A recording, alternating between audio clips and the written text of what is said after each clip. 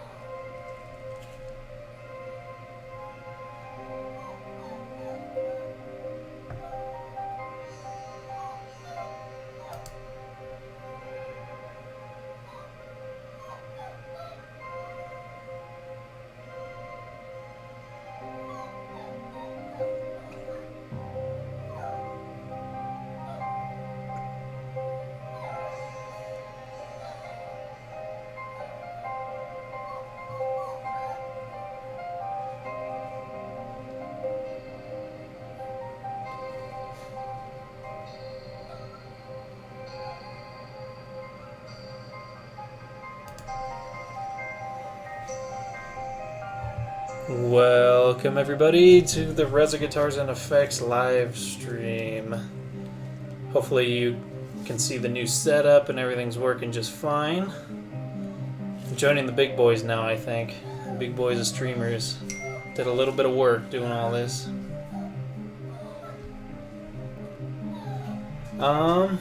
Okay. So today let's go ahead and get started with what I was working on the last time, which is a multi-clipping drive pedal. I got one right here. This one's completed. It's gonna have silicone clipping, asymmetrical LED clipping, and it's basically a tube screamer that you can select what kind of clipping you got. So yep, this is what they look like finished. It's got 3 knobs on it, and then it's gonna have a toggle switch right there, an on-off-on toggle switch. But I don't have any, so I gotta order some more. So yep, I'm gonna go ahead and finish this batch of those types of pedals. I got 2 left to do. I only ordered 5 of these circuit boards, and yeah, so let me go ahead and get started. Let's see, is my soldering iron nice and hot? 10-4.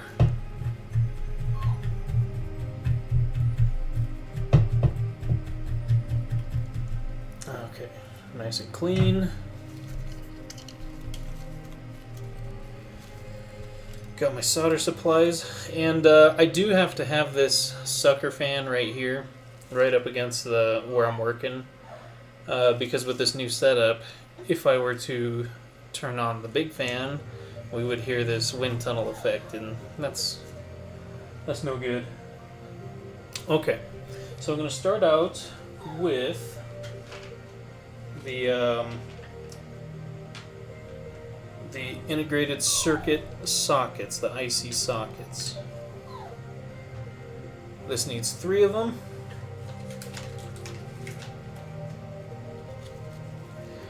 They look just like this.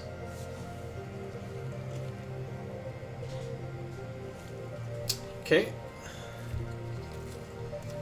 I'm going to put these bad boys in. And as I've explained in the past, I need the use of gravity to help me keep these in place initially. So they'll probably be off camera for just a moment while I solder them on, and then we'll get everything on camera.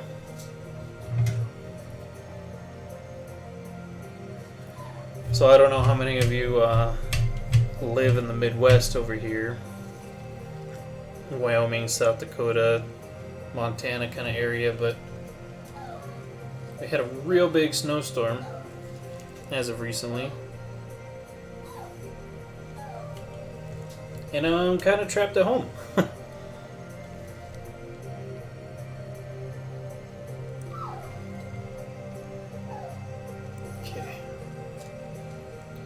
So it's been a pretty exciting day. And I figure, hey, why not live stream?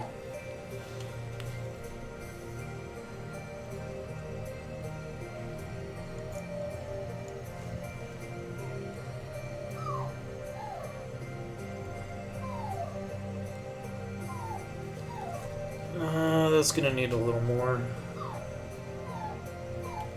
Okay, perfect.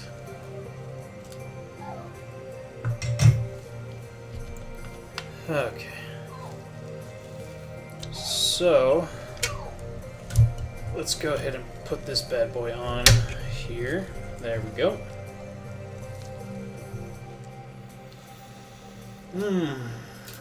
I've been a bit dehydrated lately, so my drink of choice for today is only water. Nothing exciting, but something very good.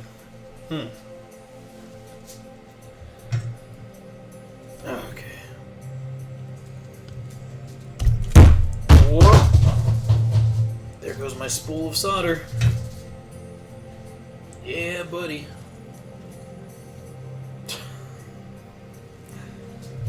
That was exciting. Okay.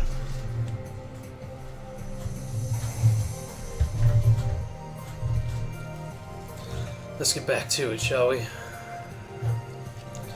So hopefully this vacuum sucker doesn't get in the way too much. It is a new setup for me, so I'm kind of experimenting here.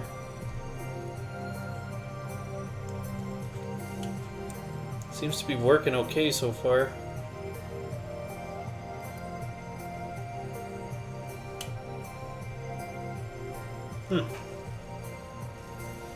Not bad.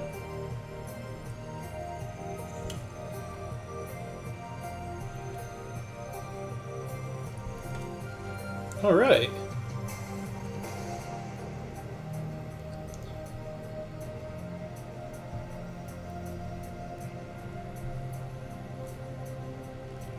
Yeah. That works just fine for me.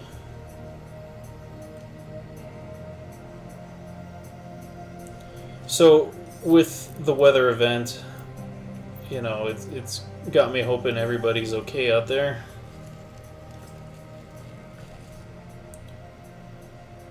The snow got so crazy that the mines actually canceled work for the day. They never do that because they lose millions when that happens. Okay, so I got those sockets put in there. There you go. That's a better view. And that stuff won't come to fruition until the end. So let's go ahead and start putting some of these resistors in here. Ugh.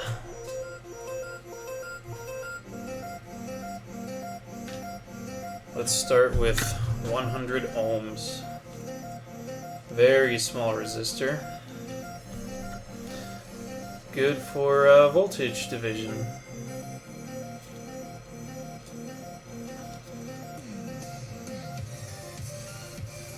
Okay.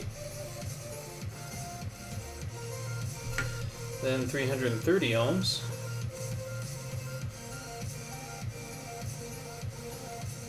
And then we'll blast on up to 1K after that.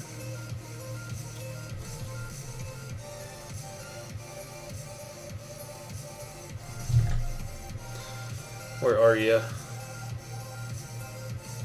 There you are. Found you.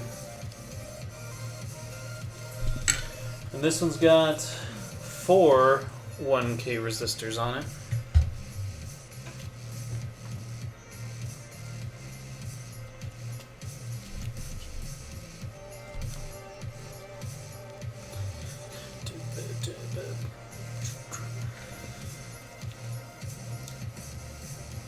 There we are.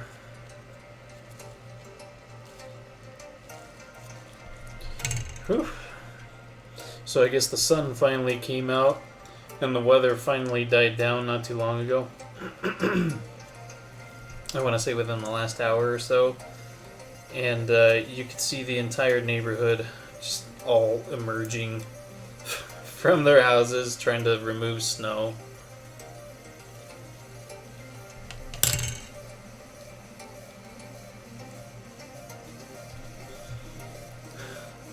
To the best of my knowledge, it's still pretty windy though, so remove snow now, it'll come back in an hour.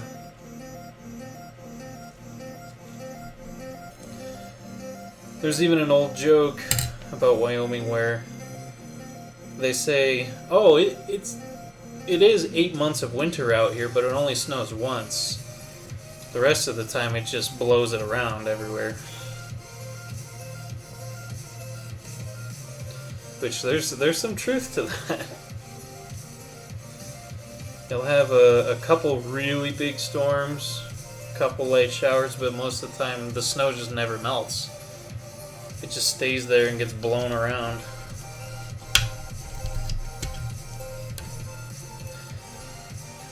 Okay, let's get some of these resistors done and cut out.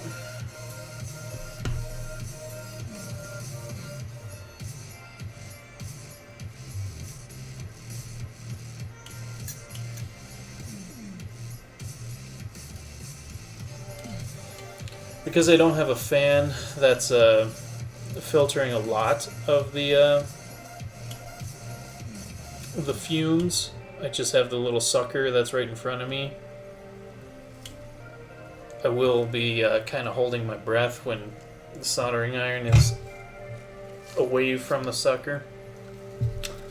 So if I don't talk, just assume I'm holding my breath.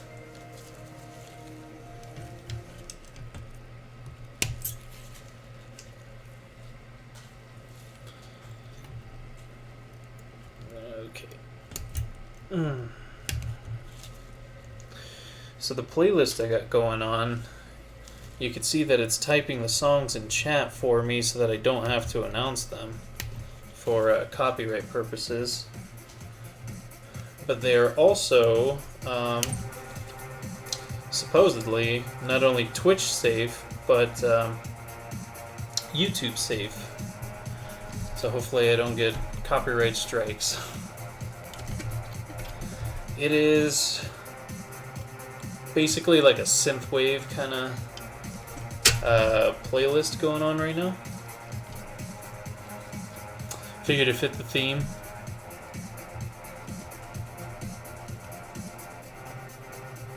A new stream theme.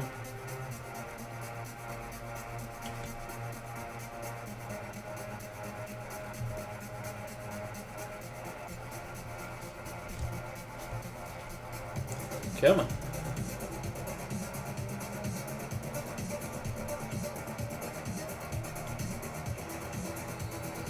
All right.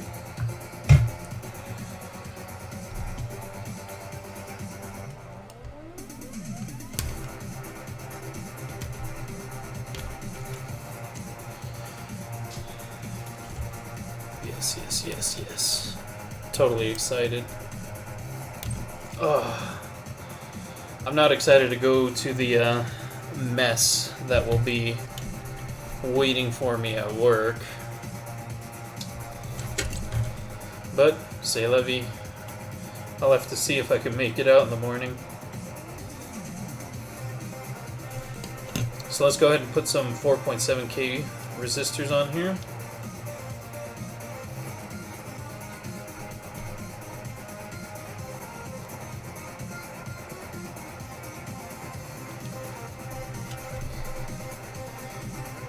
Okay, there we go.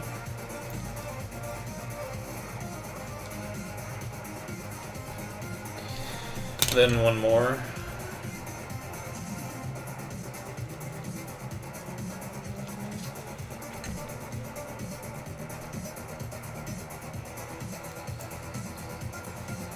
Okay.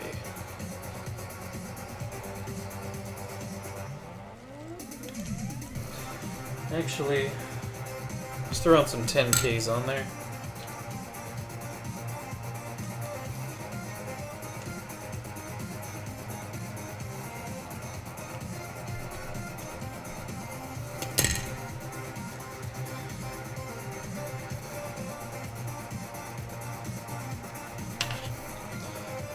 $10K.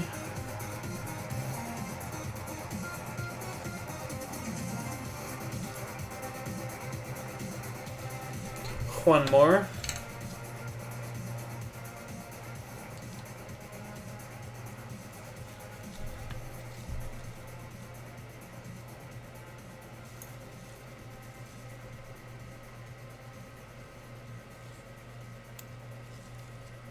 And then let's throw on a 47K. Why not?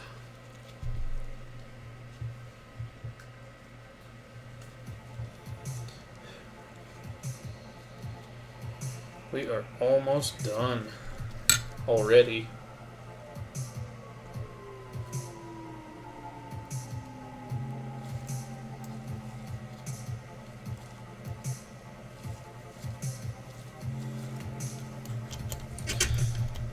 Okay.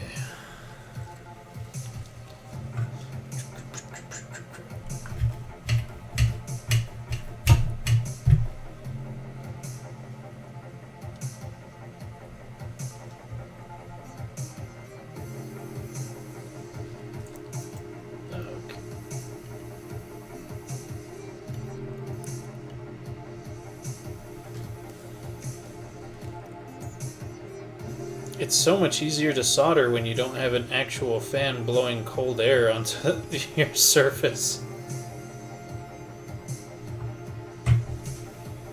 Like my old setup, but I needed that fan because there just wasn't enough airflow. Aside from me getting hot, I needed the fumes out of my face, you know? Not a big fan of chemical fumes.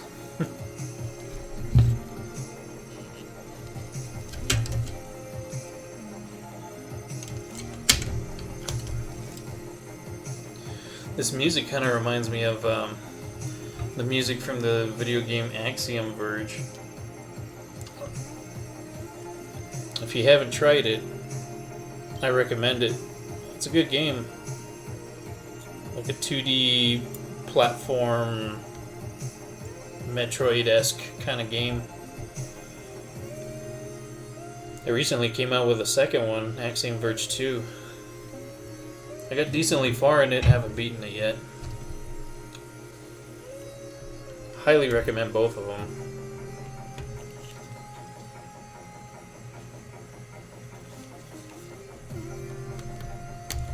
Got some interesting stories in it.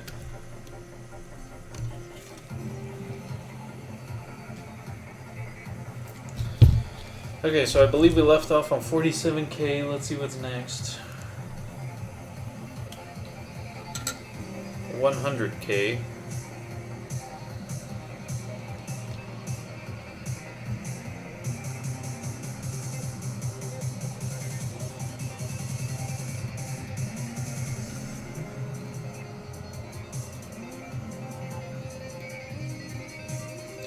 Then two 1 mega ohms and one 10 mega ohm.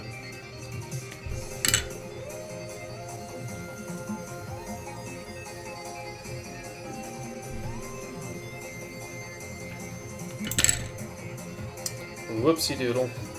Didn't mean to knock that around.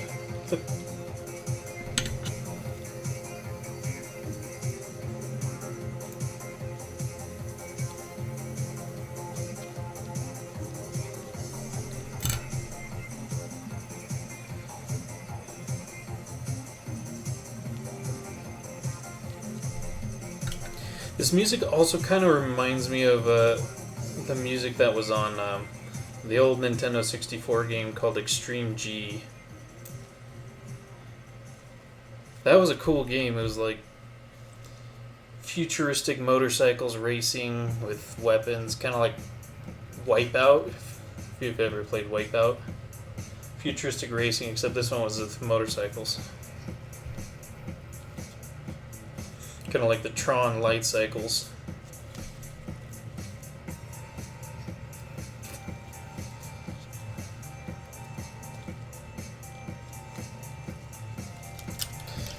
So once I solder these on, this should be the last of the resistors for this circuit board.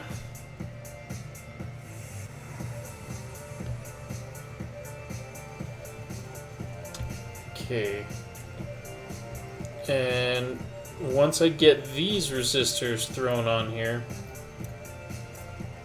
I will probably do probably the diodes next.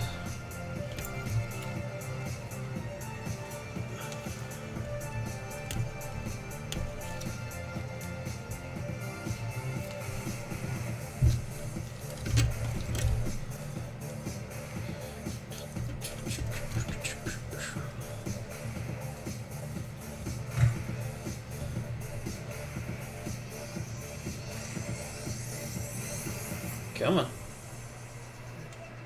There you go.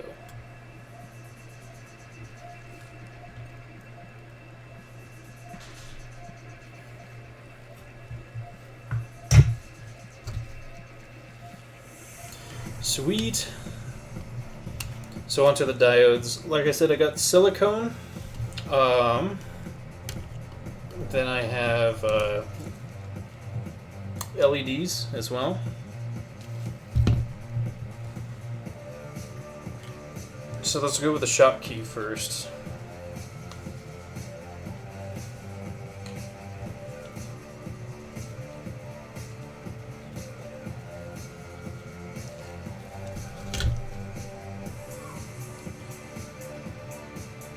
believe, yep, this one's over here.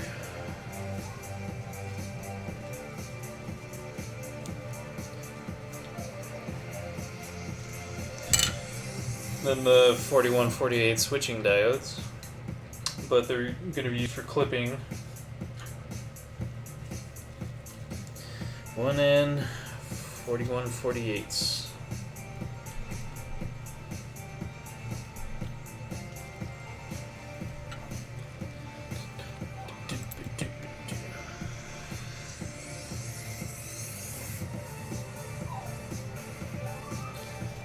There we go.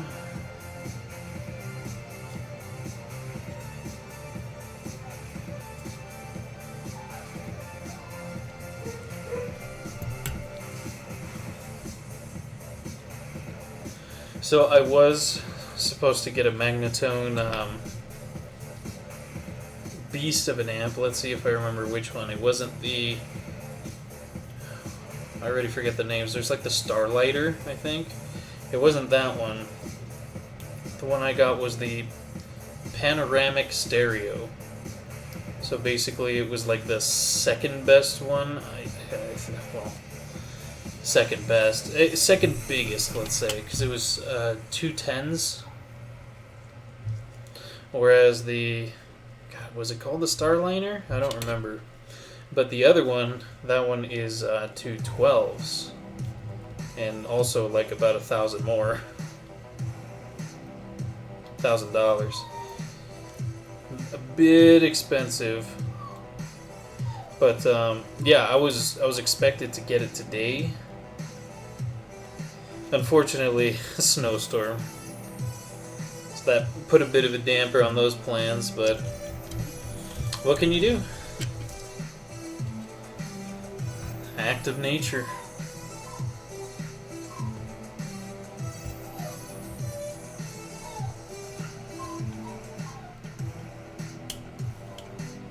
Hey, what up, Nathan?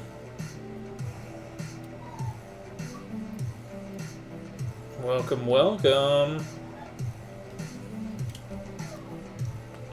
Are you going to be working on anything today as well? Or are you just chilling?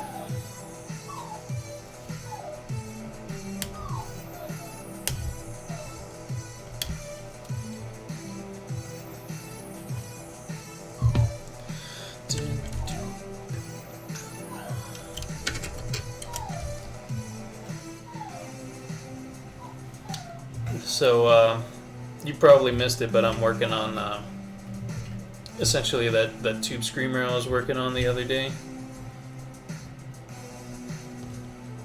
Bloodbenders after the kids crash. Okay. Woo, that got warm.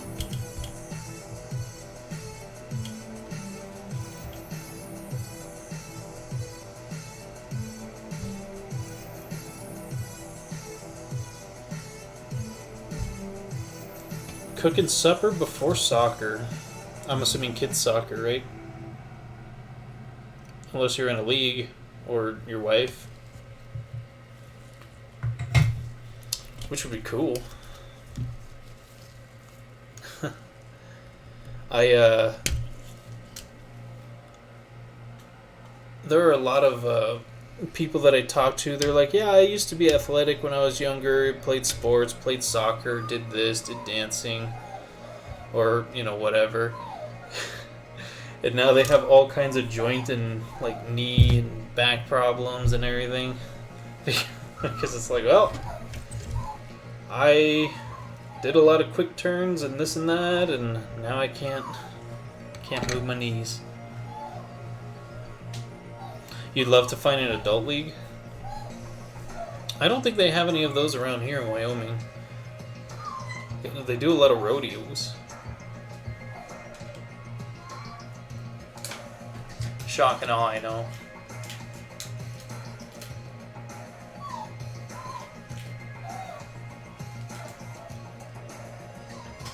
I don't know if you could hear that squealing in the back, but one of the dogs either has to go to the bathroom or she thinks she's getting fed, so I'll be right back.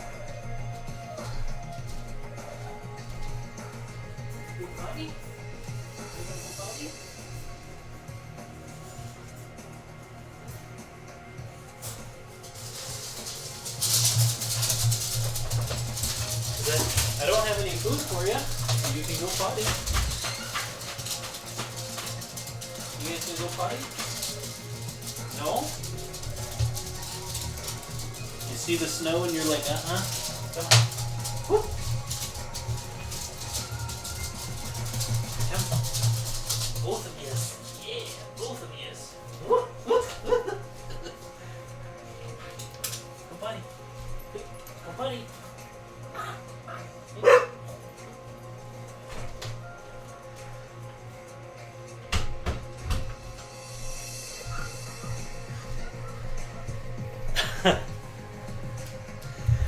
Yeah, there's still a lot of snow outside, so they really don't want to be out there.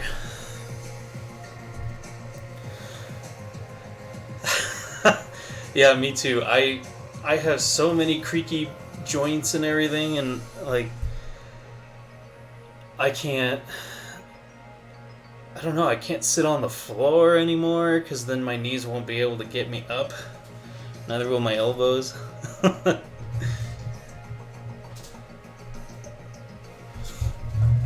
I'll leave him out there for about a minute.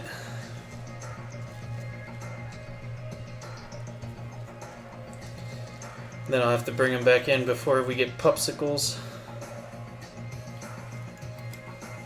Oh, hello!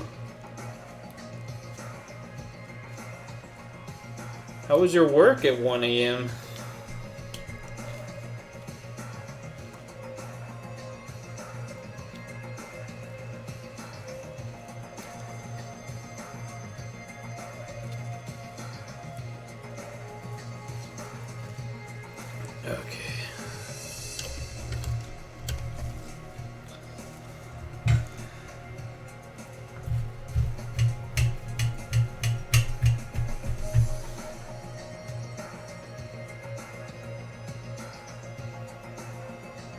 Aging keto?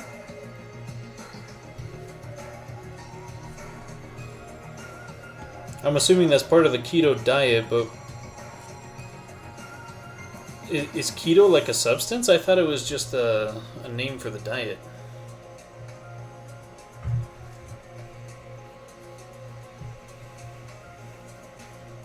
Oh, start eating keto. I see.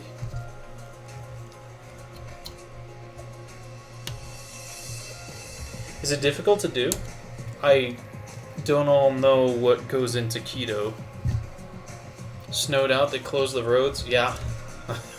That's a story of my life right now. Actually canceled work.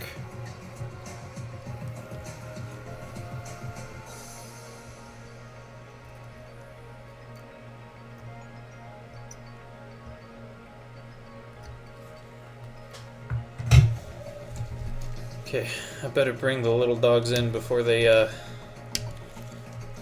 die from exposure.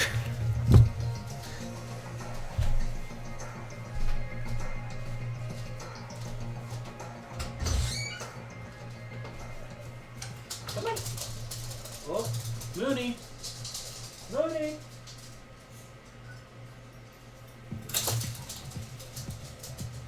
Mooney.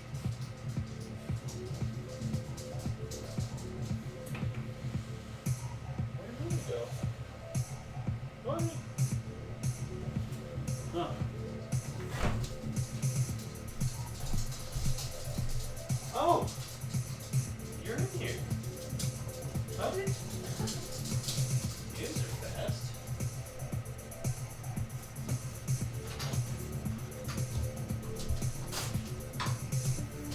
Hi. Oh. Come on, Clay.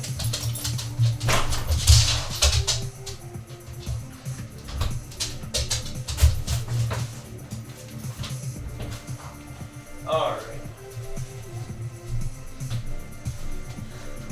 Now that the dogs are taken care of, I can wake up and do jumping jacks. Just stay away from carbs other than fruits and veggies. So that's the keto, stay away from carbs? See, I can also do jumping jacks, but it ain't pretty. In fact, there are a lot of weird noises that happen when I do them. Lots of pops and cracks.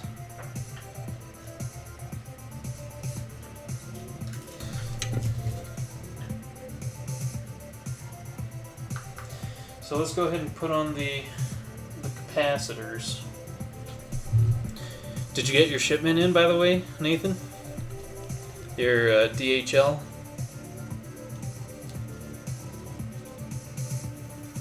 Because I'm very excited for that.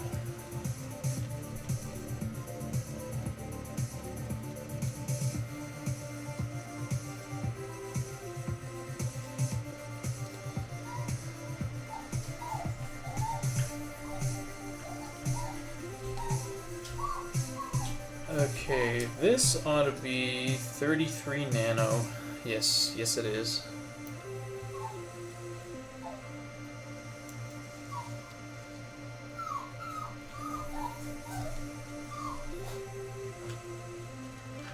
And then 47.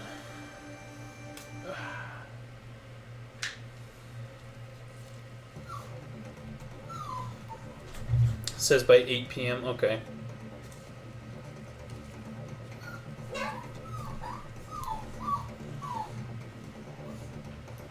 $100 nano. It's okay, girls. You're gonna get fed in a while. They think it's feeding time.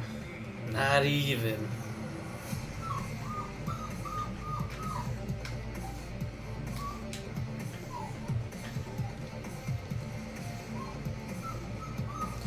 I suppose I could throw all of these capacitors on here. Got a custom order for a clone today. Gonna order a pre-made board for it. Hey, that'd be easier.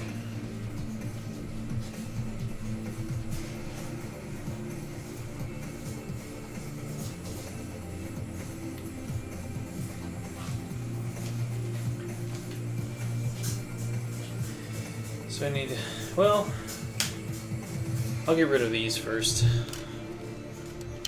Then I'll throw on the last of the caps. Oh, doggies.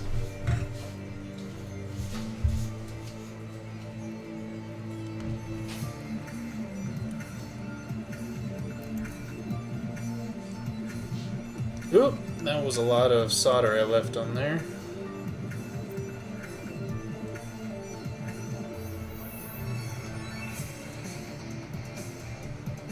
So before you came on, Nathan, I was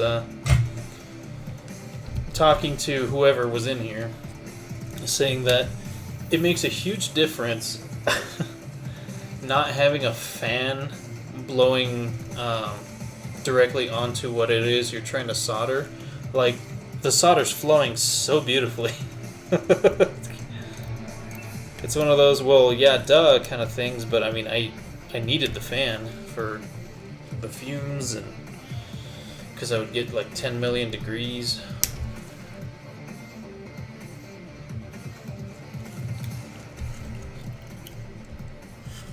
So the custom clones, those aren't your Hessians, are they?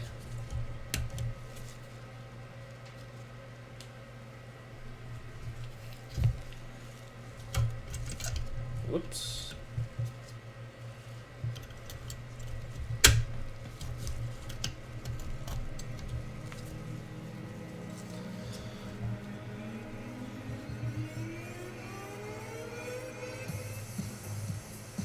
Oh, you set up a box fan on the other side of the room?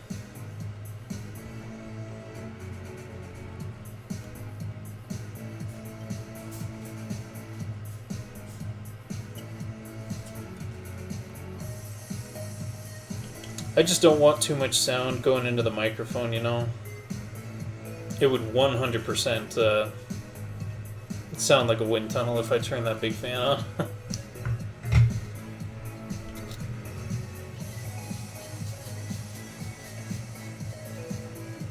This one's not going to be, but you're debating on it. Pre-made board is pricey. Okay. Yeah, as far as the Hessian goes.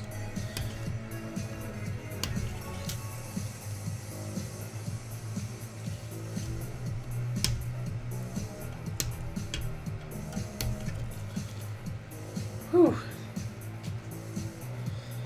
What was I gonna say? I don't know. Oh, the other day, I can't remember if you were there at the time, Nathan. I think you were. But we were talking about movies, and then Waterworld came up. Well, I actually watched Waterworld the other day. I know I still haven't watched The Godfather yet, but it was just there on Netflix, Waterworld. So I was like, ooh, let me watch that because it's fun and dumb, and I was just talking about it. And I had mentioned that Kevin Costner had turned down a different role so that he could do the one on Waterworld. He doesn't even have a name in Waterworld. He's just the Mariner. Whoa! Maynard B. Brown, thanks for the follow. All right. Cult classic with the Smokers. Yes, yes. But the role that he turned down was Andy Dufresne from Shawshank Redemption. Can you believe that? I think he made the wrong choice.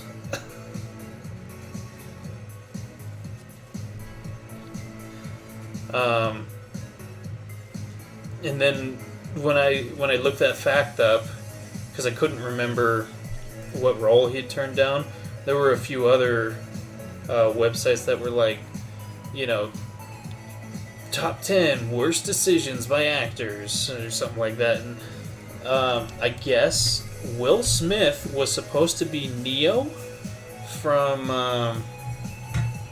The Matrix. They asked him if he wanted to be Neo, and he turned it down for, I think it was After Earth, or Battlefield Earth, or something like that. Battlefield Earth, and that movie was, it was bad.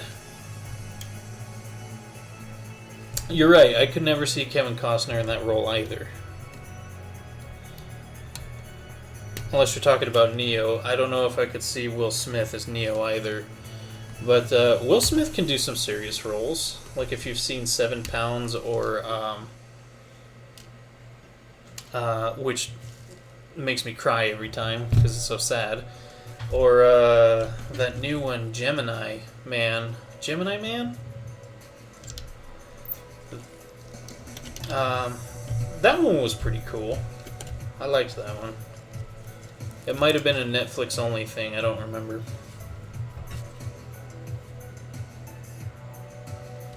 But now that I'm getting some new people in here, how's everybody's day going?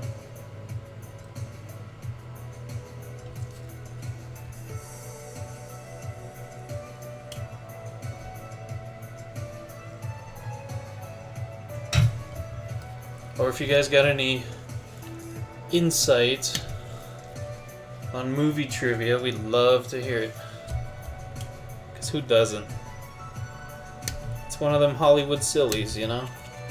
One of them make-em-ups.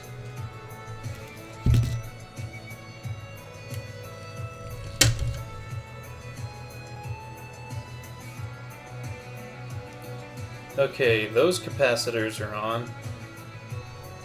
Now I just need the electrolytics.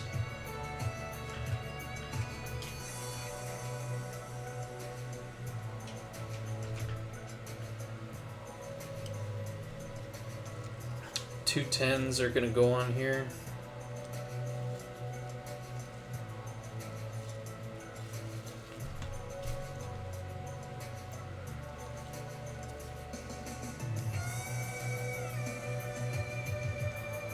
And then two 100s.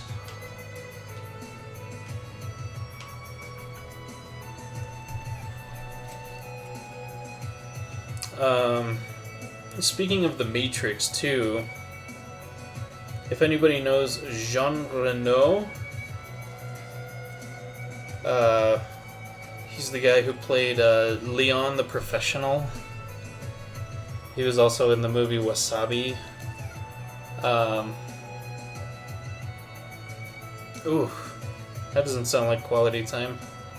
Spending it with a snow blower and snow shovel.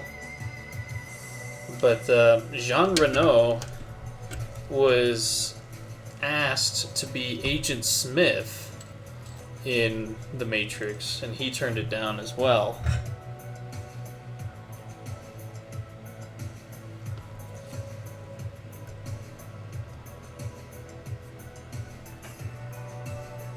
Matrix could have been a very different movie, I think.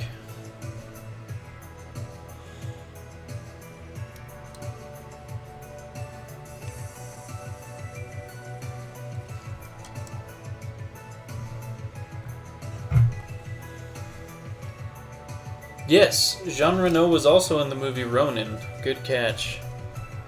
With, oh god, why can't I think of his name?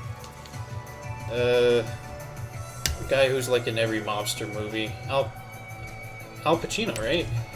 Was he in there? Was he in Ronin?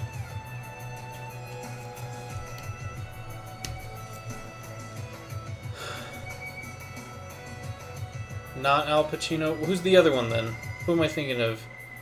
Him and the other guy. They always play the same kinds of roles, but they hate each other.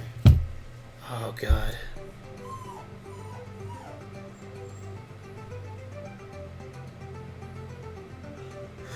I don't know. It's been a long time since I've seen Ronin, so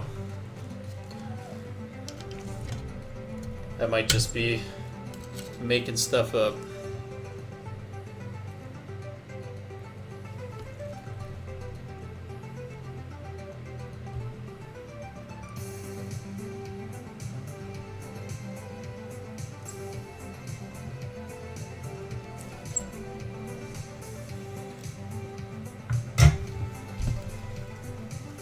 You went blank. Yeah, me too.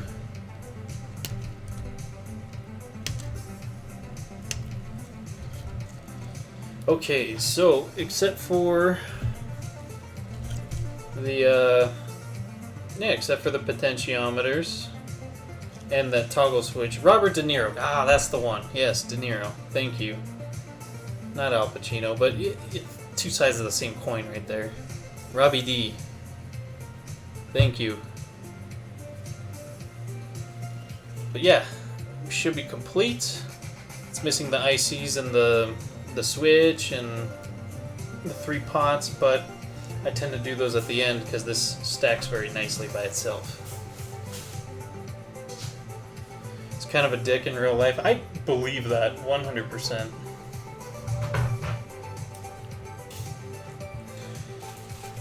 You know who's one of the worst famous people I've ever met in my life? I haven't met very many, but Daughtry from Daughtry, the band.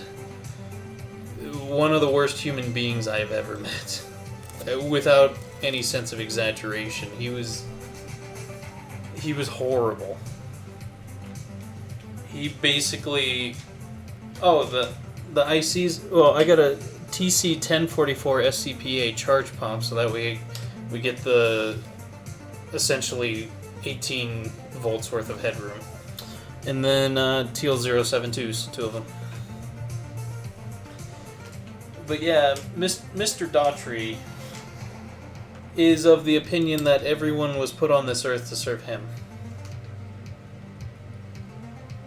And his poor band... You met O.J. Simpson? Holy cow. You met the juice. But,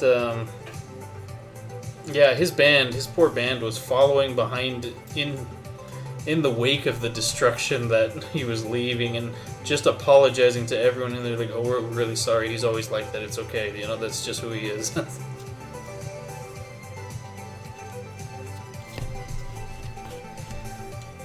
How was that, meeting OJ? You met OJ when he was still cool?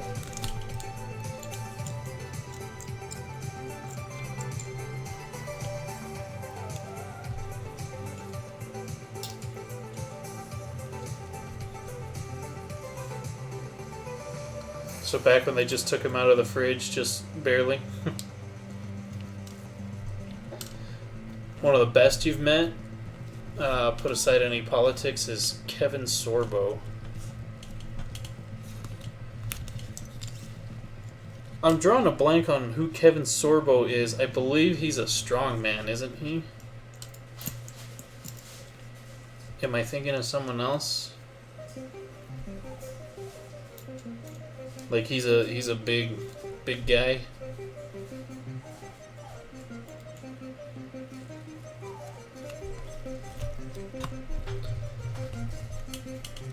Hercules.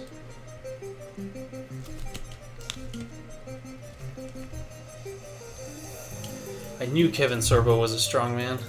Man, I am just having so much trouble putting these sockets in and keeping them there. And Andromeda. So you met OJ at the opening of The Mask?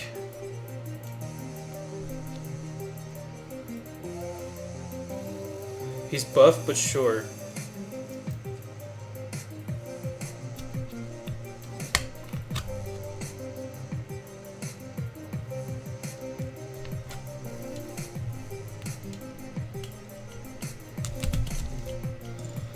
Well, if you're 6'1", let's see, oops, I bent that. The national average height for men in the U.S. is 5'9", which is exactly what I am.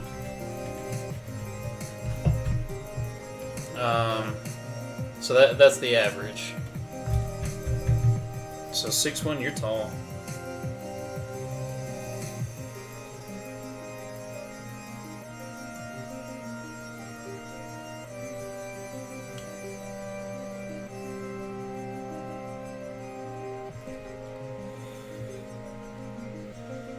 I've actually never watched Hercules, the show, the Kevin Sorbo show, or even Disney's Hercules. I've never seen that one either.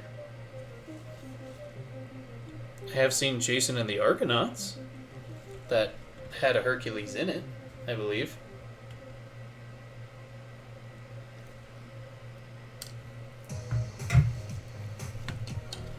Okay. So now I can get these bad boys in there.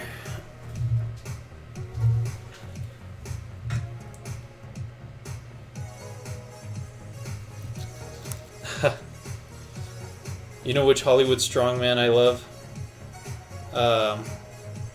Arnold Schwarzenegger. I think he's great.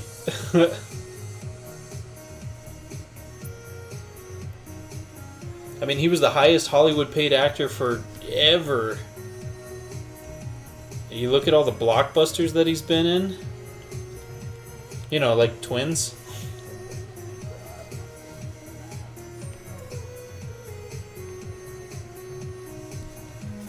But no, he's done, you know, Predator, Total Recall, or as the screenwriter for it likes to call it, which, you know, he's the screenwriter, therefore he should know what it's called. He calls it Total Recall.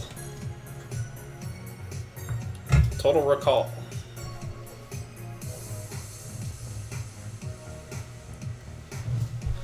Your parents watched Hercules when you were like 5 to 10 years old or something? That and Xena. I think I've seen one episode of Xena. None of Hercules. It was your introduction to the legend of Bruce Campbell.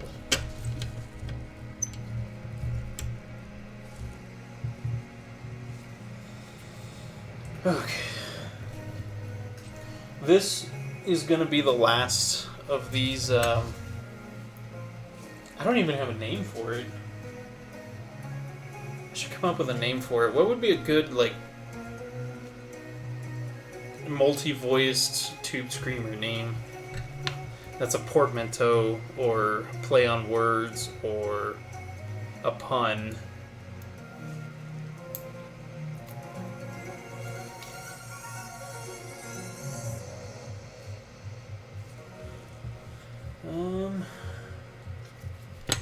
But yeah, this should be the last one.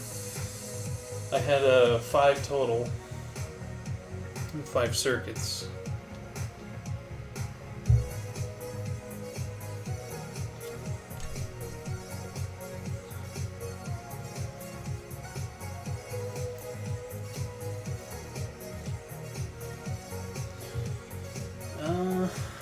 The 1K.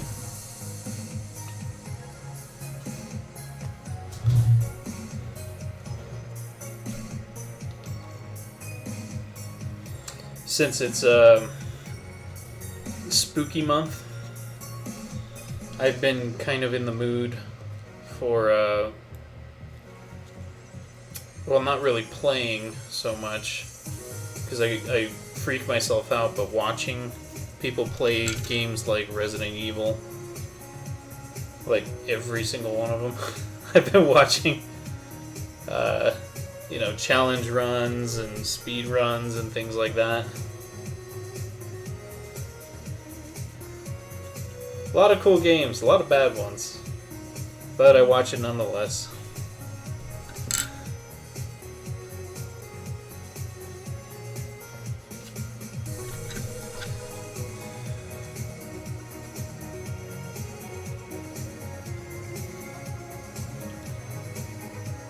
Ooh. Okay.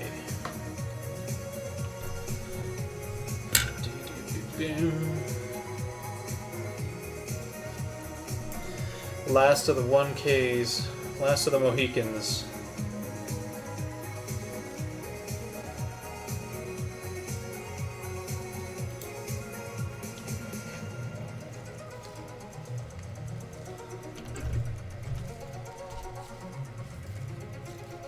Ooh. I dropped my spool of solder earlier, so I got a bit of a tangle going on, but it's not too bad.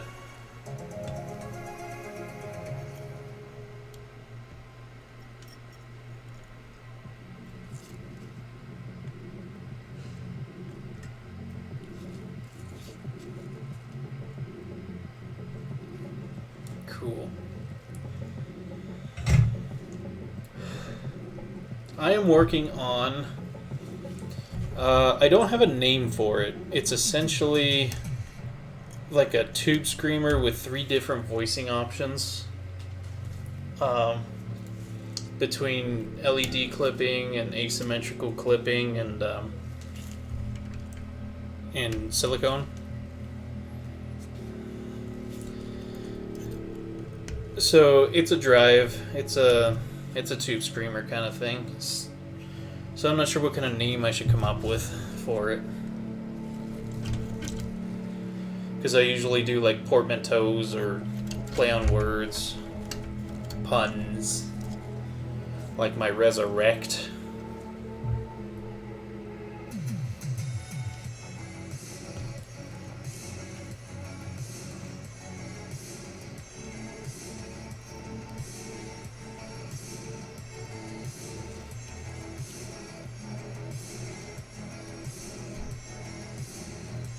I am holding my breath right now, so I'm not talking very much. Okay.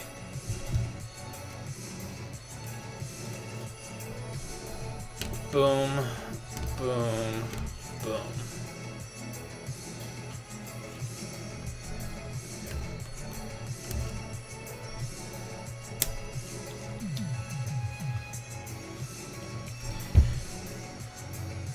So, left off on 4.7K. Whoop.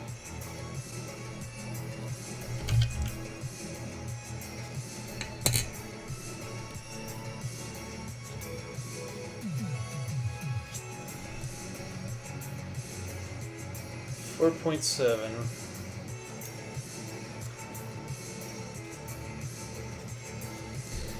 I don't know why, but I would kill for some Chinese right now. Chinese food. Whew.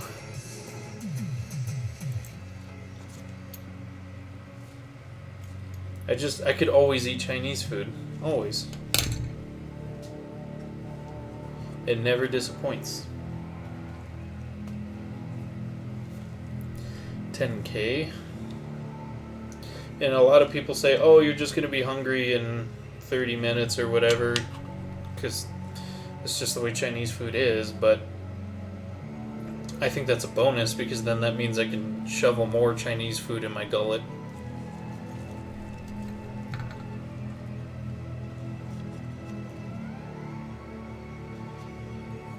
And then I'll get hungry again, and then I'll eat more Chinese food.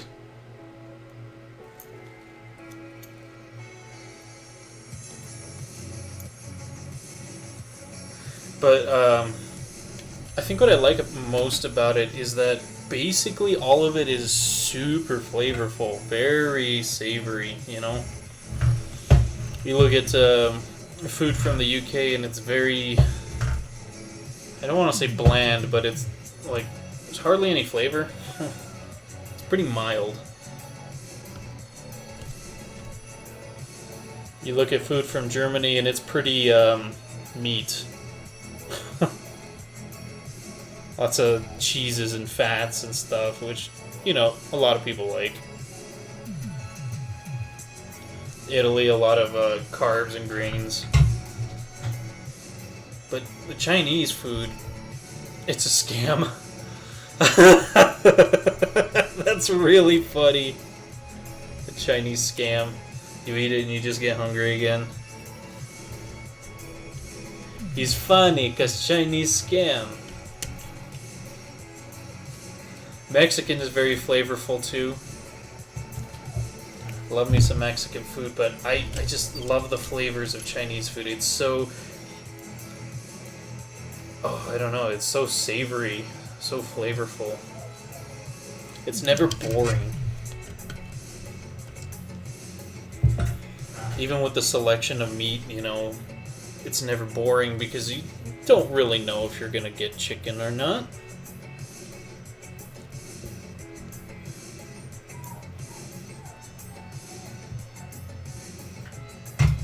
I say that as someone who's been to Asia.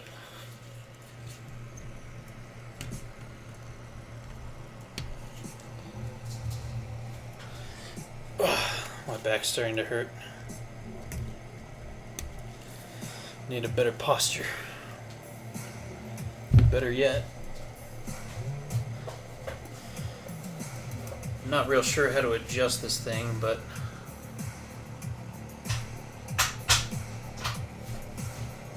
if I can move this back part forward, let's see. No? No? I know what that does. Whoa! No, that's as far forward as it goes.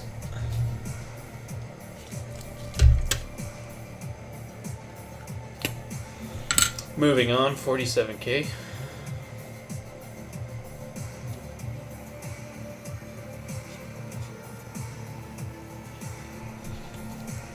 See, Mexican food's really good, but for my heartburn, because of heartburn reasons, like it's a little too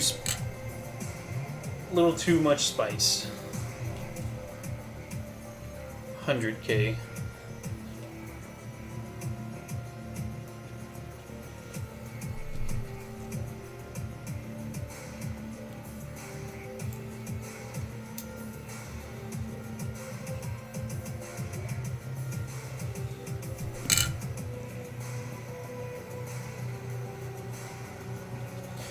One meg.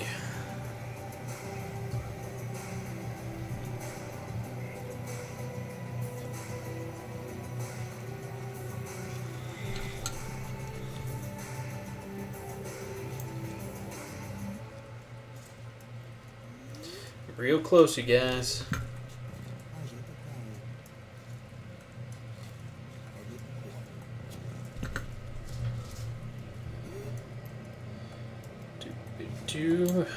Okay.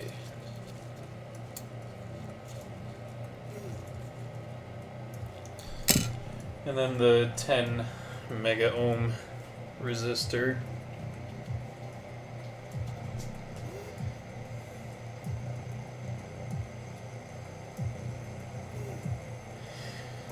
Whew. So, I don't know if you guys noticed, up at the top of the screen, top right it should be, I got a follower count. That follower count is set to 50 followers, because that's one of the milestones that Twitch kind of gives you as a target to become an affiliate. And so I have a goal set up there. It's got 40 something days left. What is that, 42? Basically, I have it set to Thanksgiving. So if we can get 50 followers by Thanksgiving, then I will do a pedal giveaway. And so that's what that is for. So I really want to thank everybody who is following me. And I want to thank Maynard B. Brown for following. That was real cool.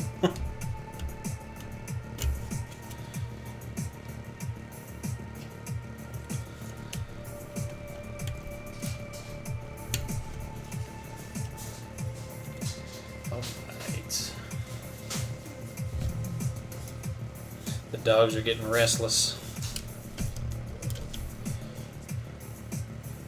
They still got a couple more hours before it's feeding time, so.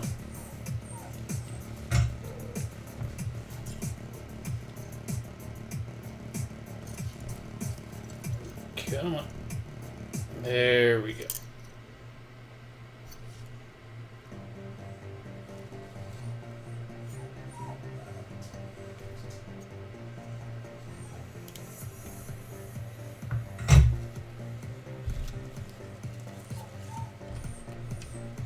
So that should be all the resistors. Next up, I'm going to do the diodes.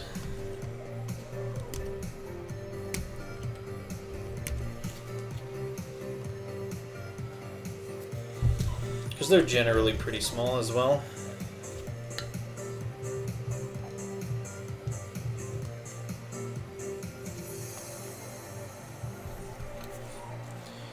See, our board is getting more and more populated.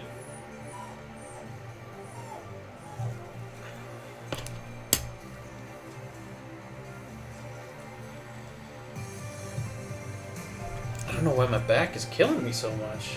I must have slept crooked.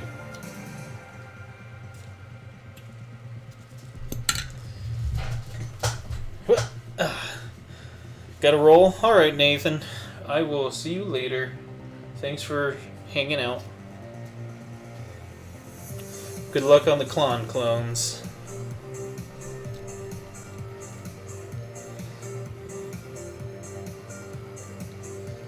Alright.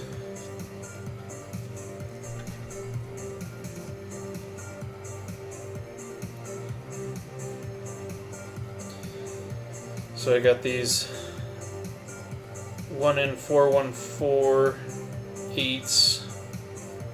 There we go. These are going to be clipping diodes. That's what's going to give crunch to the signal. I forget off the top of my head what the forward voltage is of these.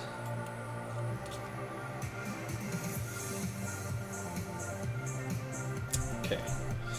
I do have to be a little bit careful because of the polarity of these, meaning energy flows from one direction to the other, and this only allows it to flow from one direction to the other. So if I put it backwards, it's gonna kind of ruin my circuit.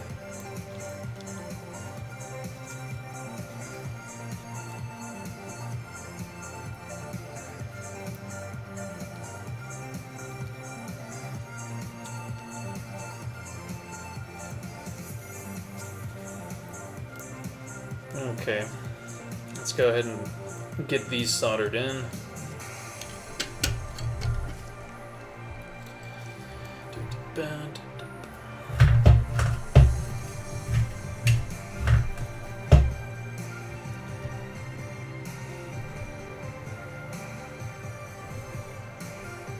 Okay, let's see. What other kinds of movies can we talk about?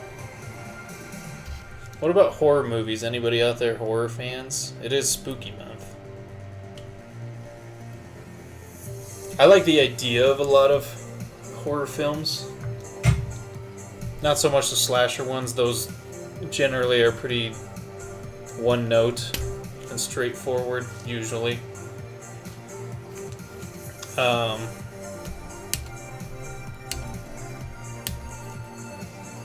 I personally like existential horror, that kind of thing.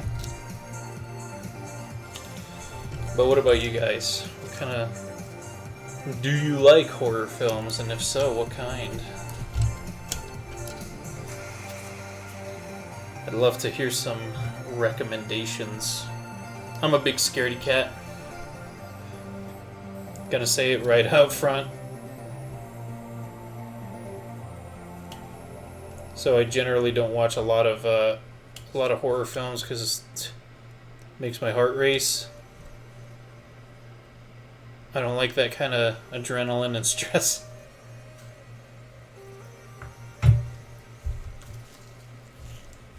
But I have seen a fair share of horror movies. Like, after somebody found out I had never watched Nightmare on Elm Street, she proceeded to sit me down in front of her television and put on, I think, every single iteration of the movie. Pretty tiresome, but it got weird and wacky enough to where I was like, okay, this is fun instead of, scary.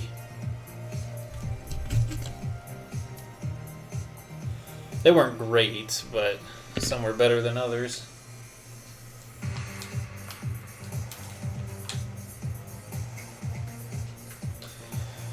Then I saw The Descent. That was a really good and effective horror movie, I think.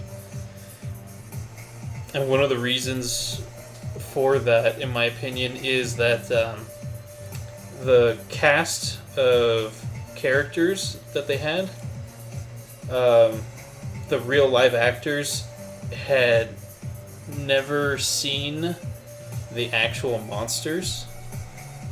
Or whatever it was that, was the thing harassing them. They had never seen them, never heard a description of them, never were told when they were going to come out until they actually did. And what that ended up doing was the reaction that the actors had when it finally came out and, was seen for the first time.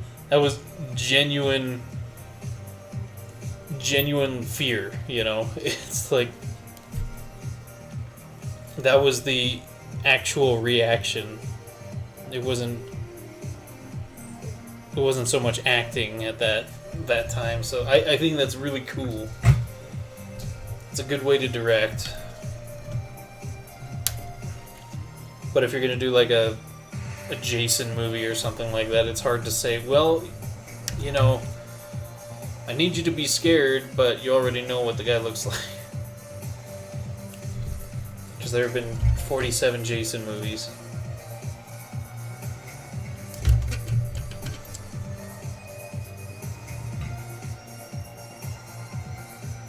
So yeah, The Descent I thought was good. I recommend it. If you're into horror, if you get frightened easily and don't like that kind of super scary stress, I do not recommend it then. Because it was terrifying. To say the least.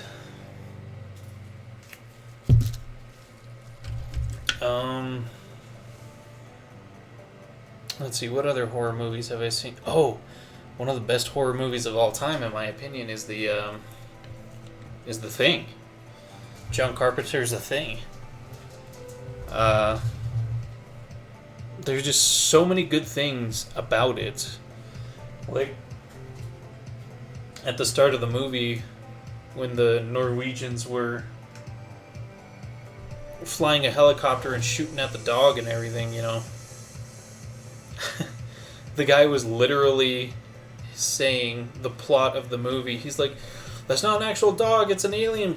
It transforms into people and, you know, takes their form. It kind of replicates and this and that, and you gotta kill it right away. And he was basically saying the entirety of the plot, but because nobody spoke Norwegian, you know, they're like, well, who's this crazy guy shooting at a dog?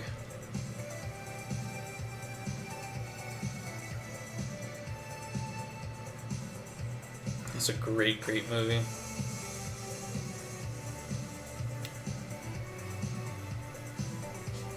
And what I like about it is, you know, it starts getting into the psychological kind of horror too. Because even though you don't know what it looks like, you don't know who it could be anyone, and therefore the people are just absolutely convinced that everyone else is you know, the alien, the thing, the titular thing.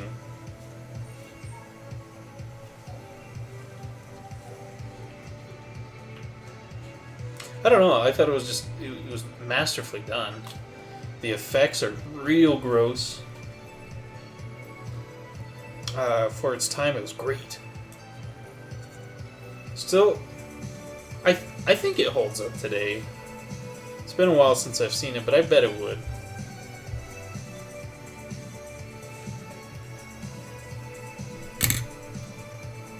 Okay, 100 nanos.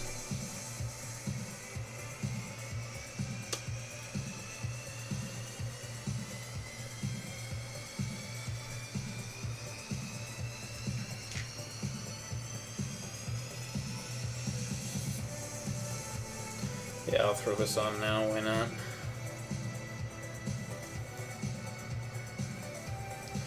But yeah, that's another one that I really recommend.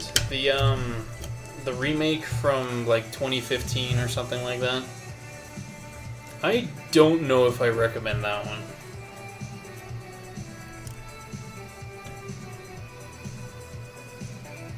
Because I believe it's a bit of a prequel. So it should be, you know, the Norwegian camp essentially. But it kind of retcons it. I don't remember. Like, it was okay.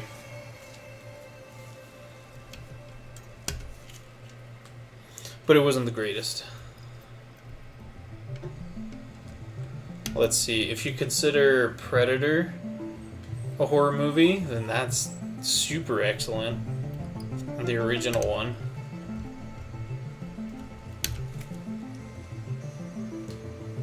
Not the Predator, not Predators, just original Predator. With good old Arnold Schwarzenegger.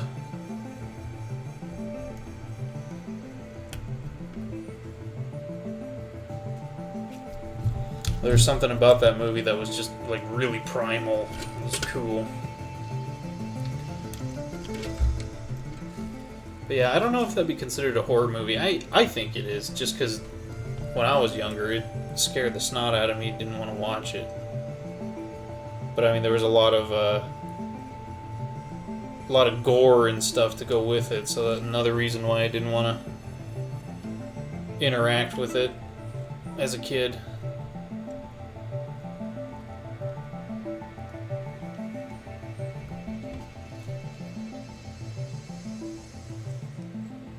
The Predator sucked. Arnold's Predator was thumbs up. I would agree. Hundo percento.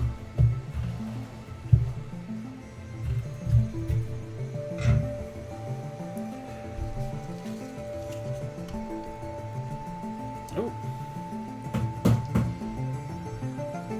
Some interesting facts about Predator. They actually cast Jean-Claude Van Damme to be the Predator.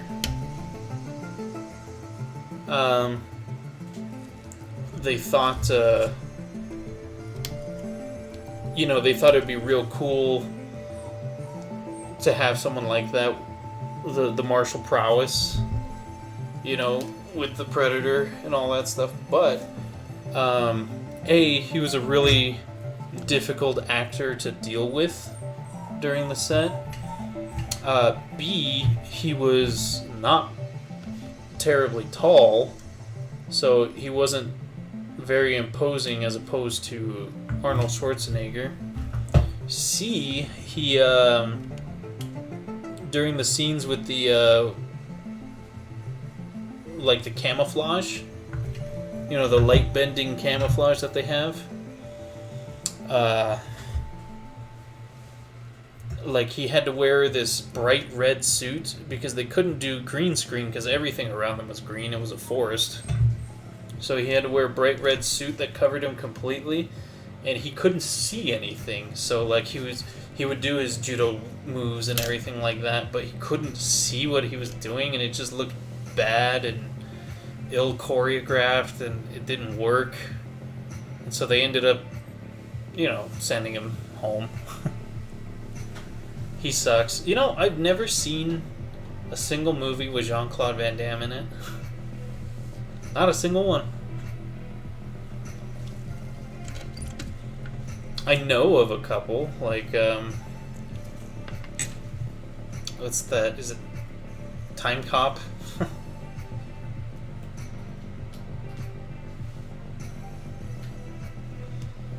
I know of some of them, but... Hi, Ashley. As you said, he sucks. Yeah.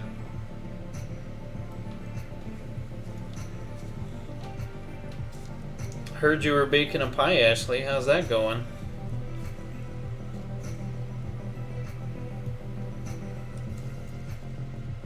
Yes, I would agree that he is too full of himself. I've never seen any of the movies, but I know of his reputation. He likes to kick real hard.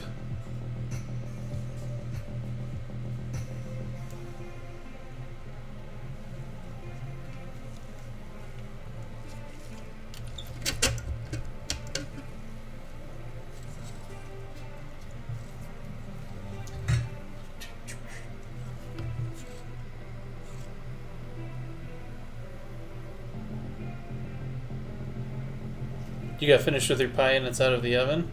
And yes, the live stream does look different. We've been working to upgrade its looks. And had to move my computer downstairs and everything. So, kind of big boys now.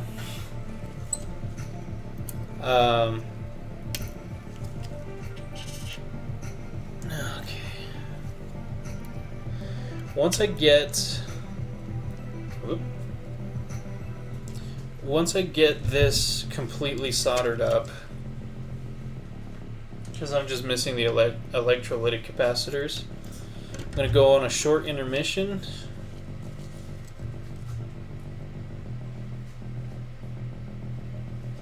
You'll text me some pictures of the pie? Sweet!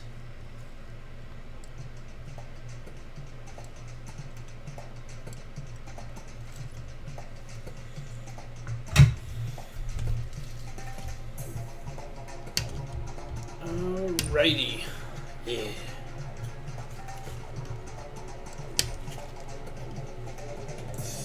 So now for the electrolytics.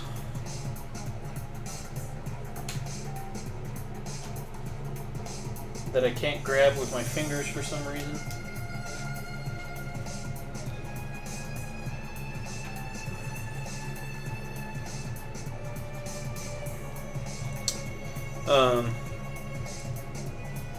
Going back to the Predator real quick, the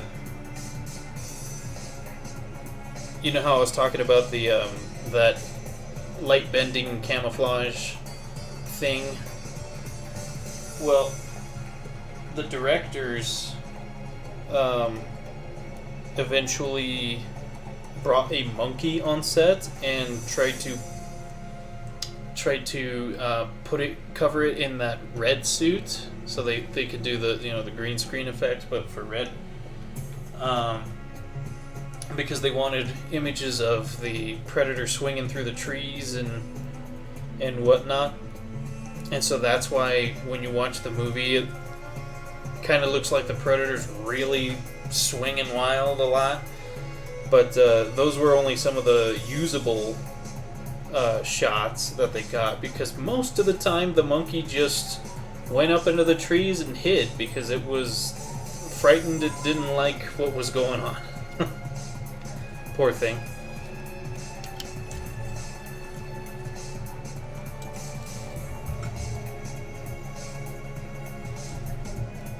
And the movie was so fraught with problems when they were shooting it.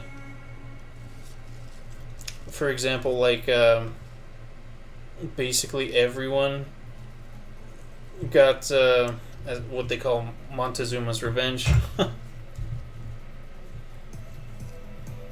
You thought Van Damme was the monkey? Well, two things can be true.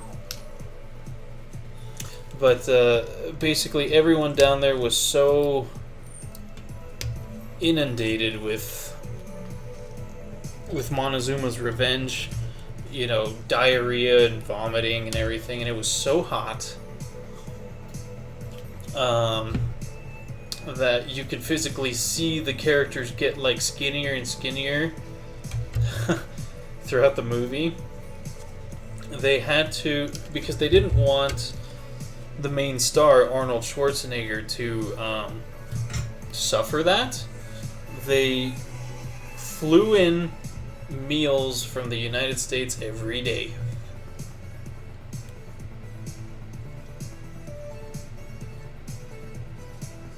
And Arnold was such a big, rallier of everyone, because there were a bunch of beefy boys on that movie.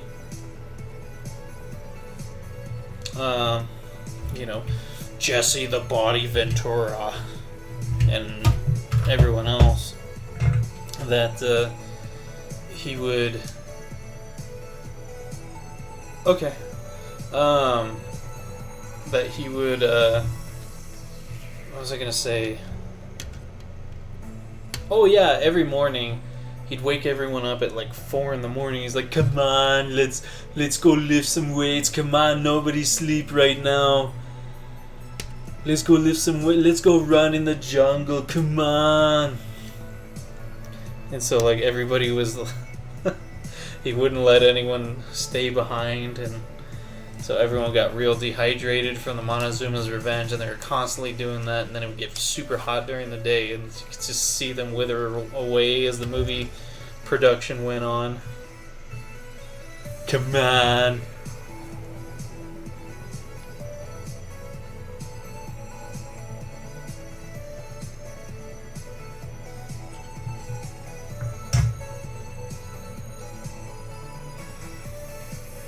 Alright. So, I am calling these done. Like I said, they're still missing the potentiometers and all that stuff, but I'm going to take a bit of an intermission, and I'll see you guys in a little bit. I'll put up a little poll that you guys can interact with. Just type in the number.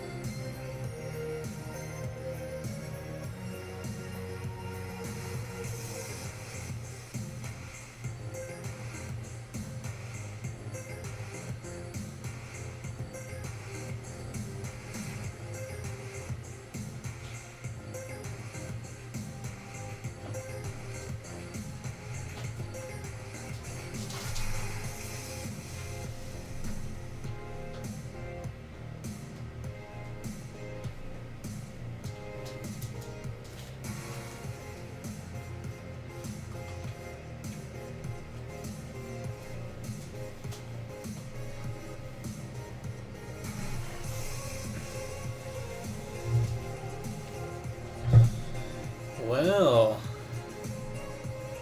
somebody likes a Firebird, then a Strat, and then a Jazzmaster style. Okay.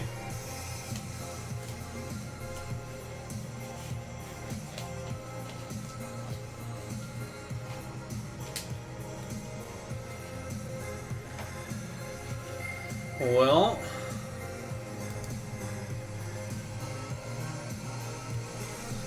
I am back. Sorry for the wait. I felt like I needed to shove some food in my face because I was feeling a little weird. Okay, so we are essentially done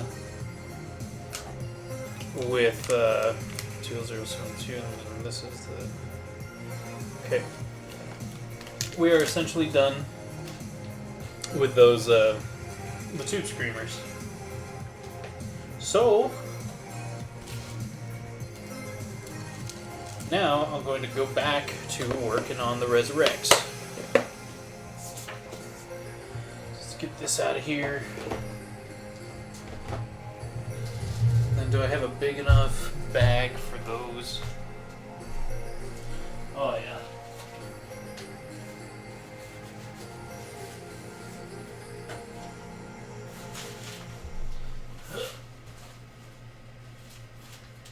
There we go, that'll work.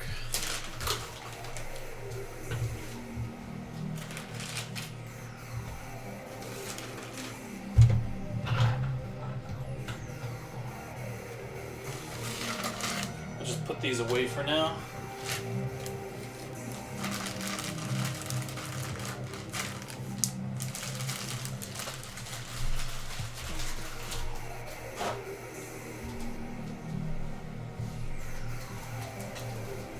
Okay.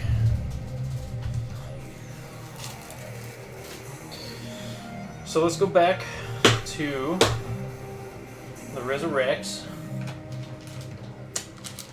Boom. Still got 1, 2, 3, 4, 5, which means that I've built 6 of them already. Because I had 11. 10 to sell and 1 to keep. 1 for daddy.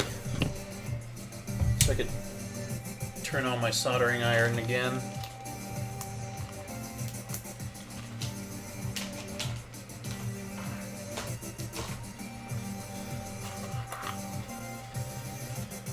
Okay. As per the norm, I'm going to start with the sockets for the chips.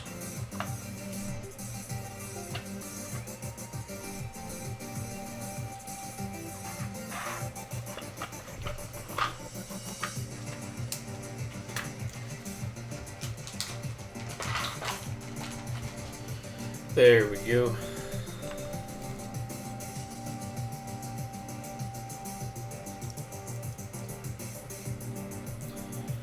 This one has a lot more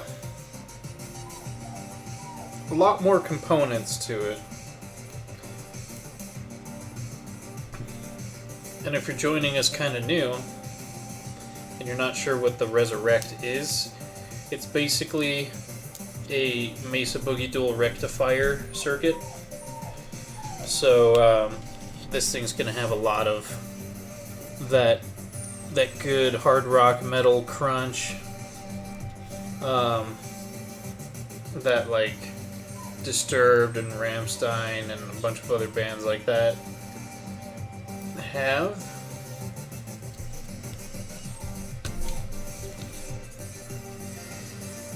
Okay. Good. It stayed in place this time.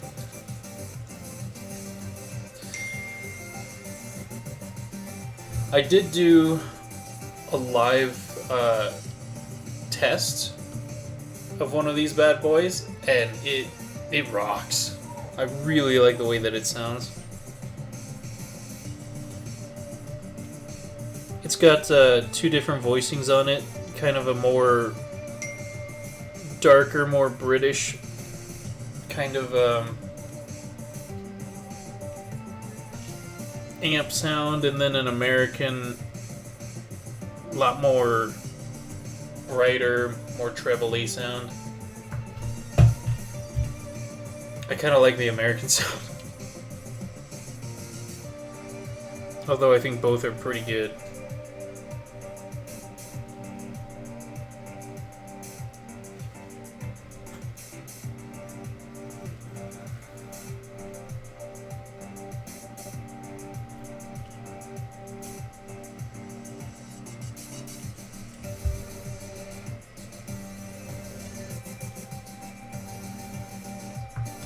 Okay, now that I've started the IC sockets, that one still needs, does it?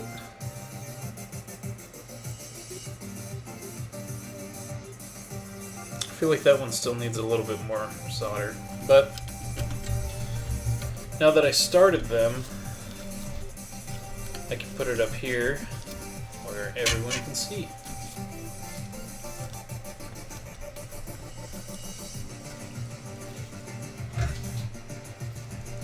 Okay.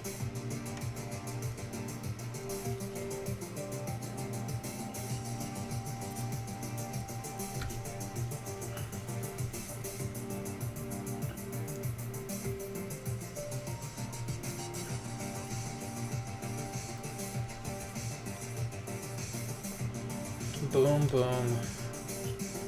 Yeah.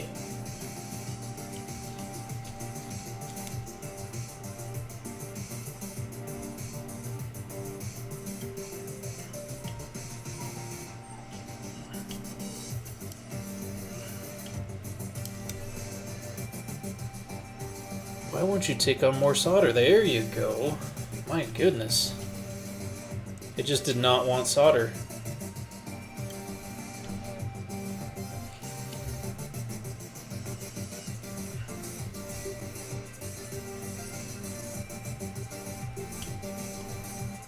Oh. I accidentally bridged two of the pins. Here we go. Oh, come on.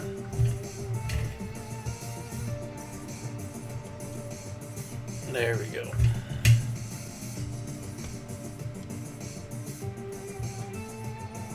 Yep, that fixed it. Cool. Now I'm going to start with the resistors, and this time we got 1/8 resistors. 1/8 watt resistors, I should say. So they are tiny, tiny little guys. See? Very small. These are all 1Ks. So now I get to play the Where's Waldo game. Get to look for where all of these are going to be slotted into.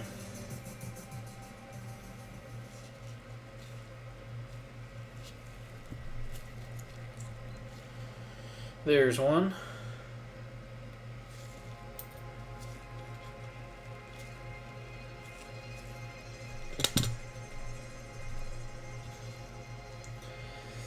Oh, my back.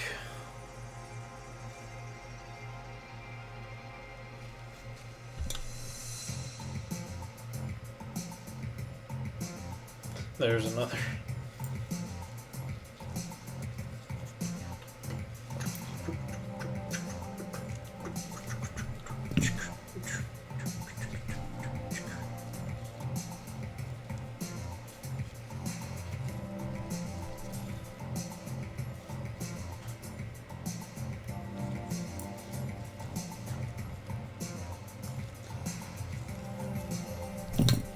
Two more to go.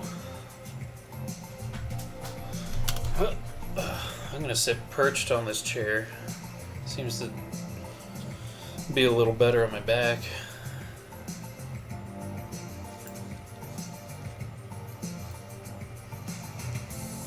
And the last of the 1Ks.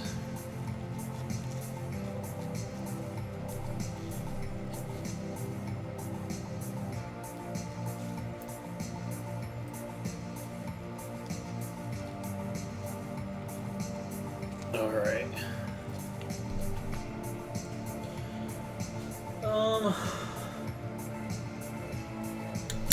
Yeah, I could probably put out some 4.7s and still have enough room, enough wiggle room.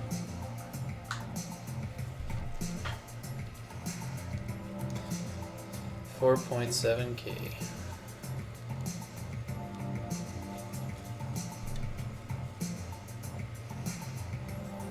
No, that's 47K. There's one.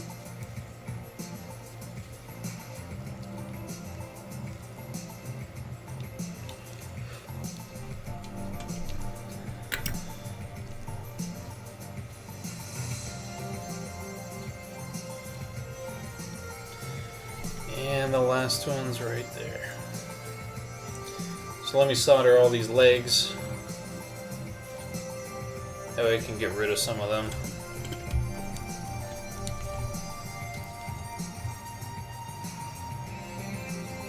Boink.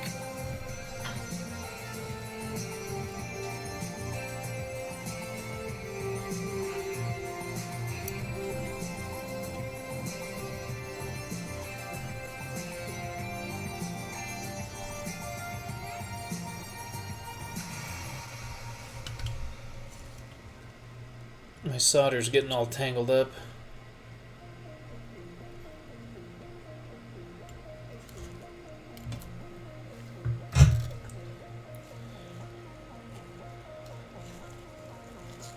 There we go. It's literally going into a knot like a figure eight.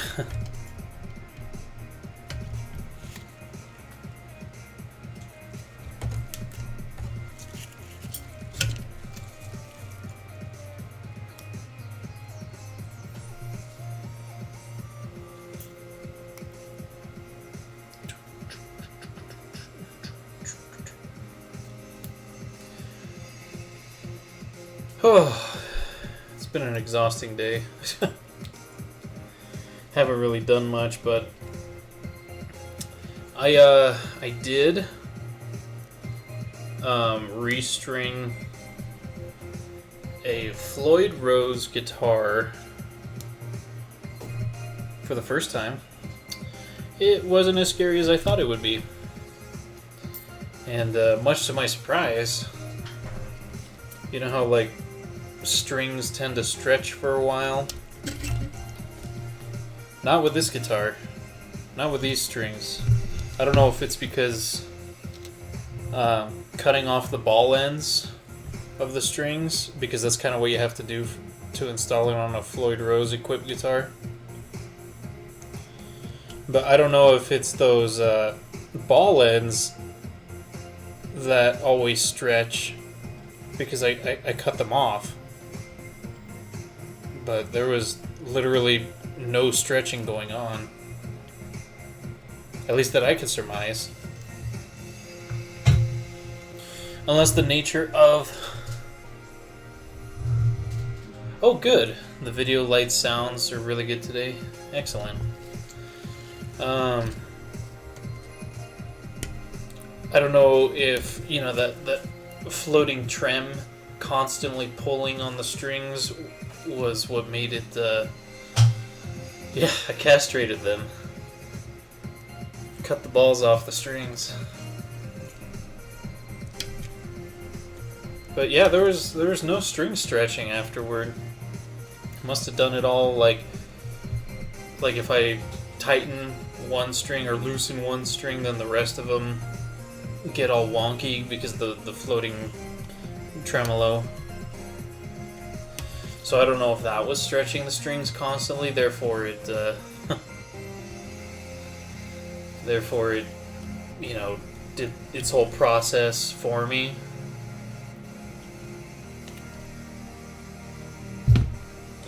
So I left off on 4.7. Let's do 10K. Oh. I must have slept crooked. My upper back is just killing.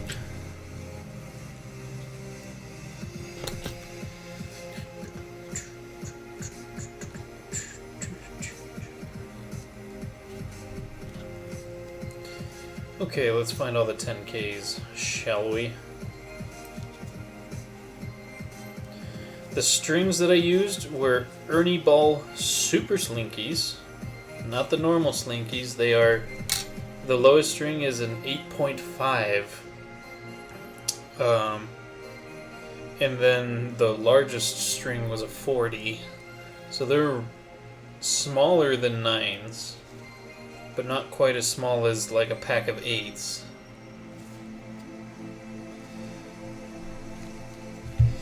I'm worried that the spring tension on the Floyd Rose tremolo will break the strings pretty easy, but I think those strings would probably break real easy regardless of what guitar they're put on, just because of how thin they are.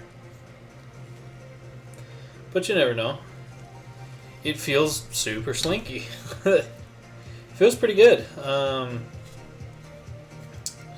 The Floyd Rose equipped guitar that I put them on, I call her Shelly, after Shelley Duvall, because the color is pearlescent shell pink. And because Shelley Duvall's most famous role was that on what's it called, The Shining, and there's that scene where she is just screaming. She's in the bathroom, and Jack Nicholson is trying to axe his way through the door. She's just screaming. So this guitar screams. Yes, she was olive oil on Popeye. And no, the strings don't seem too tight. They got a pretty good bend on them. I gotta sneeze.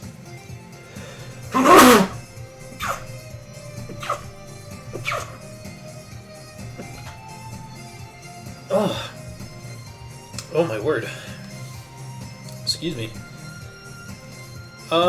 I don't know if that's going to hurt me or help me, but while I was sneezing there, right where the pain is on the middle of my upper back, I felt bones popping, so I don't know if they're like stretching out.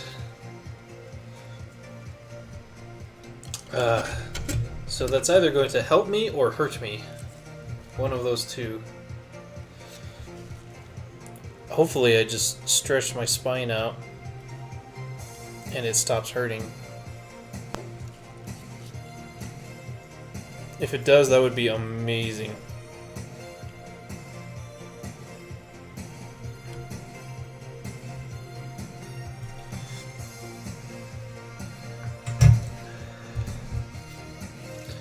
Speaking of Popeye, by the way, that little village, that little seaside village in the movie,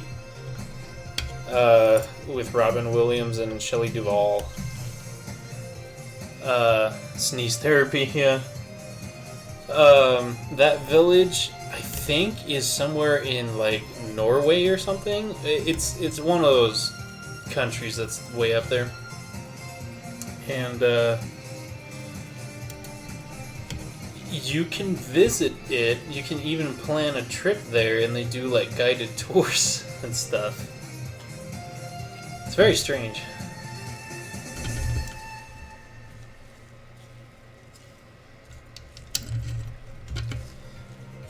I don't think that was one of Robin Williams' best roles.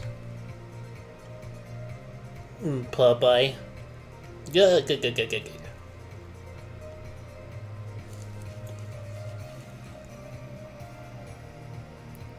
But then again, neither was his role on Toys. Anybody remember Toys with Robin Williams?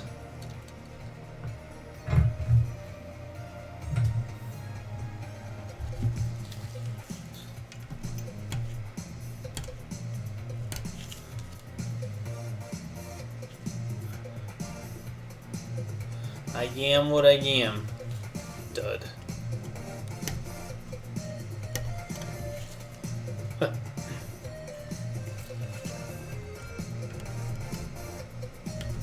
I think the sneezing did it. My back isn't hurting as much.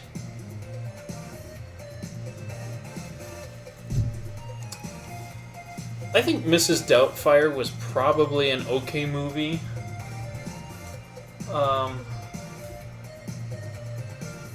Much like with every movie that we mention, I haven't seen Mrs. Doubtfire, but I remember people kind of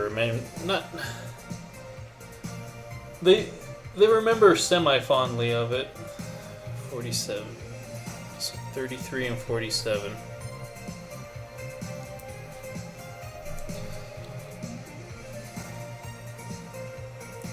Better than toys, yes. I think so. I had the Toys game for Super Nintendo. That is a fun fact you now know.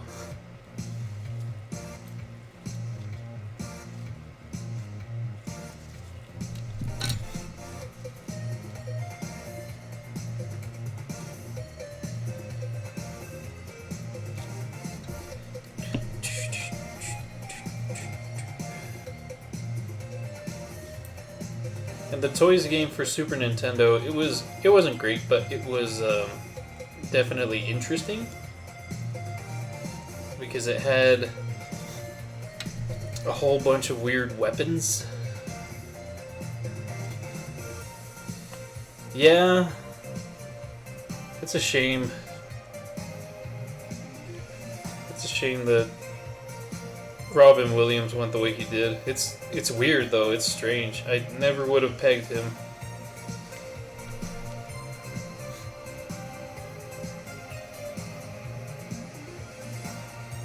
Apparent suicide.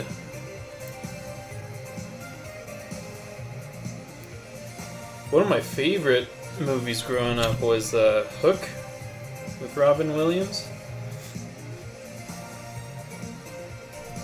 I thought it was a great movie as a kid. I still do. Peter Pan, all grown up. And he has to become a kid again.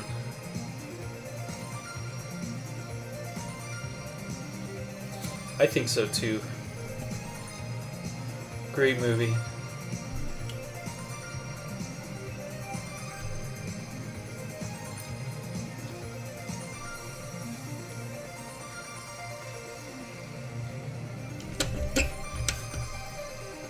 Okay.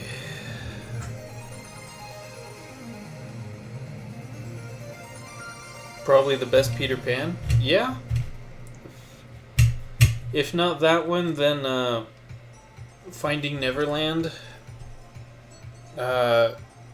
wasn't really Peter Pan. It was the author's essentially struggle with his marriage. His marriage was going downhill, and he was just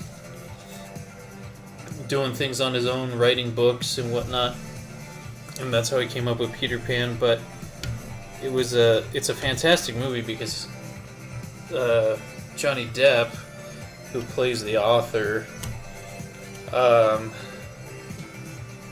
you kind of go through like his subconscious and psychoses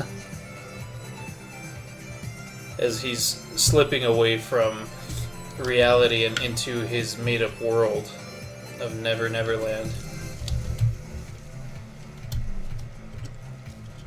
It's pretty good. Johnny Depp, another good actor. I love Johnny Depp. He's done some weird roles, though.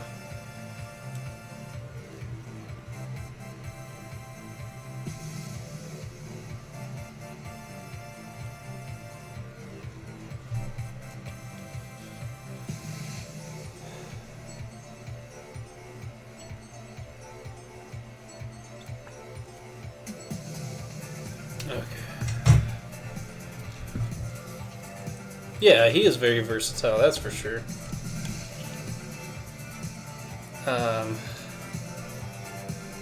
Although he did play that, what was it?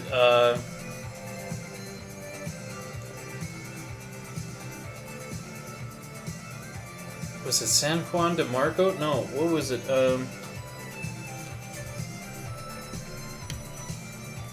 Don DeMarco? It was basically a movie, I think in the 90s. Maybe, maybe late 80s. But he played this kid who thought he was like Don Quixote. Or something like that. And I don't know, it was just basically like someone acting like a real horny Spanish man trying to get real horny women. It was weird. The Tourist. Oh, that's with, was that with Angelina Jolie? She's like a, what was it? Interpol or CIA or something?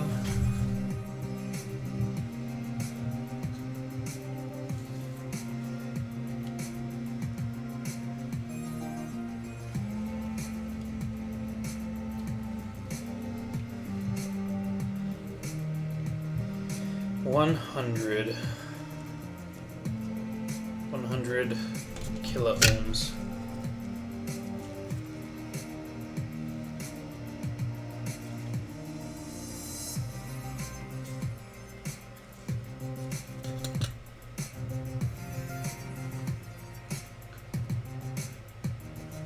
$470K.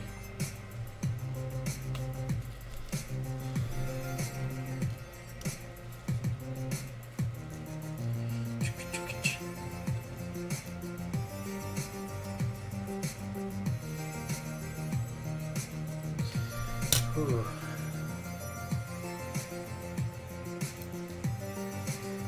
Oh, speaking of that Shelly guitar, it's actually sitting behind me. You can see it down here. Down here.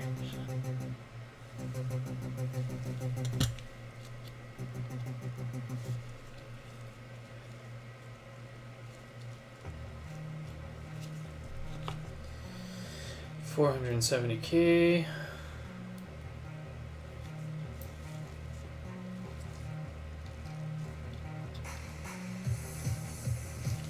Three more of these bad boys.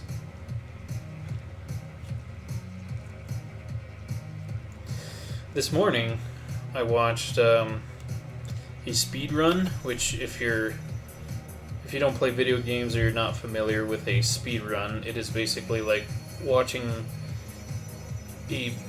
essentially a professional, somebody who spent hours and hours and hours trying to perfect how to play a game so that they could do it as quickly as possible. You know, get like a speed record, world record of finishing a game. Anyway, I like to watch the speed runs of games that are generally reviled, as in like they're not very good games, because then it means that somebody put in the time and effort with this really bad game to, you know, get a world record time with beating it. So it's like this test, this masochistic test, if you will. But I was watching one this morning of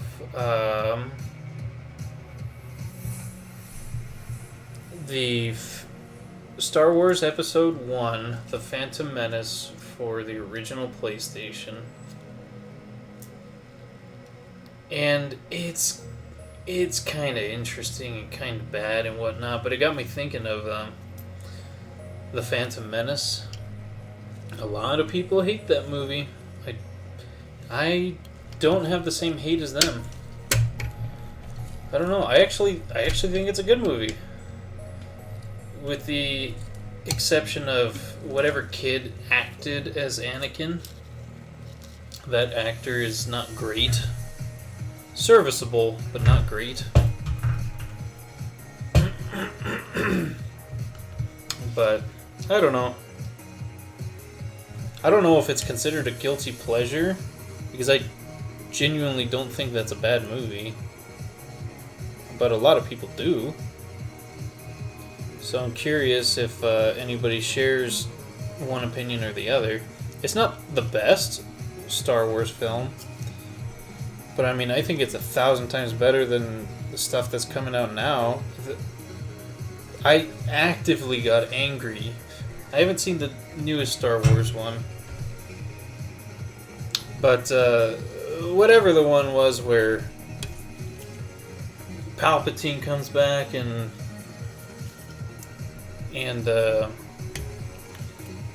what's her face? Leia like comes back into the ship with the Force and everything. That movie actively got me upset.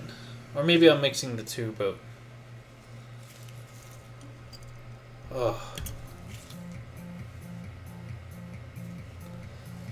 I don't mind the prequels very much. There's a lot of not so great acting on the Anakin side from the first and the second movie.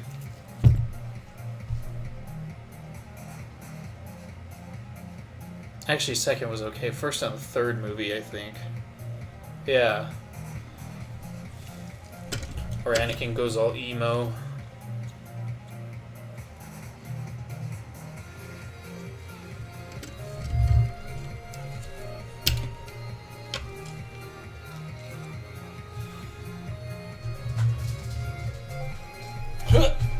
There we go.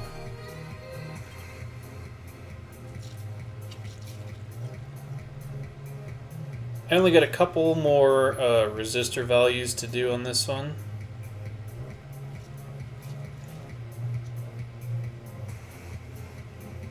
And then we should be done. Well, actually I got a lot to go. I don't know why I said that. But we should be done with the resistors at least.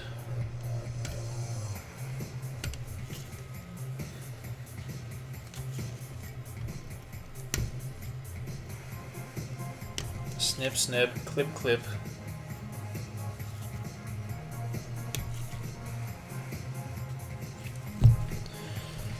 So where did I leave off at? 470? Yeah, because 680's next, and then I think 1 meg.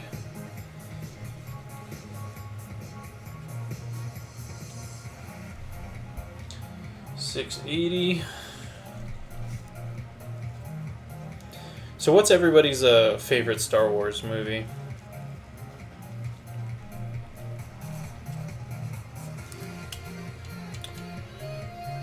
Like I was saying, I don't think the prequels are as bad as everyone says. Although it hit me at the right time. Let's see, it was what? Was it 2001? What was the first one? So 2001 I was what, 13? And if it wasn't 2001, if it was 1999, because I could be confusing it with 99, then I was 11. So, hit me at the right time.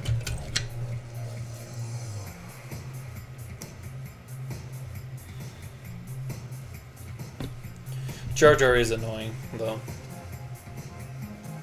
Jar Jar Binks. I don't hate him. Like, some people actively, won't watch the movie just because of him. I think that's a little overboard, but I will admit that he's not a fave.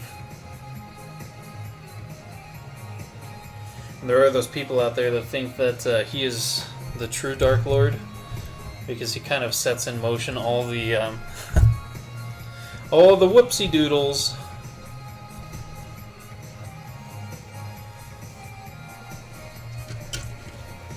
Oh, I still had the 1 meg.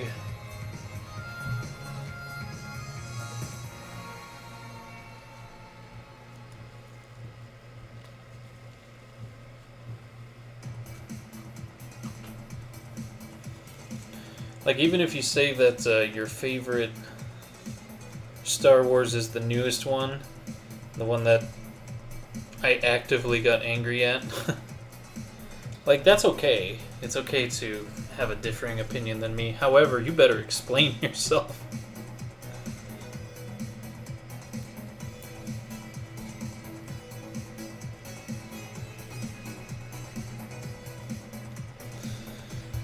Okay.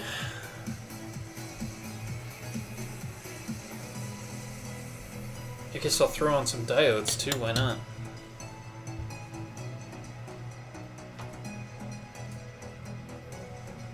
So then first the shot key, the 5817s, just one of those.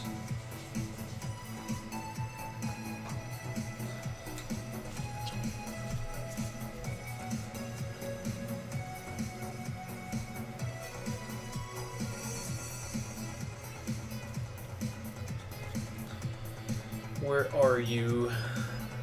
Oh, there you are.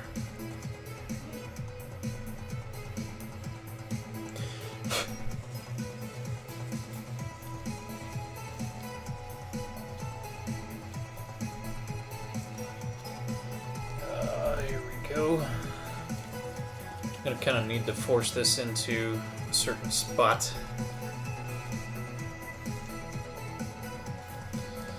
Just so that I know there's enough room on one side. It's feeding time for the doggies.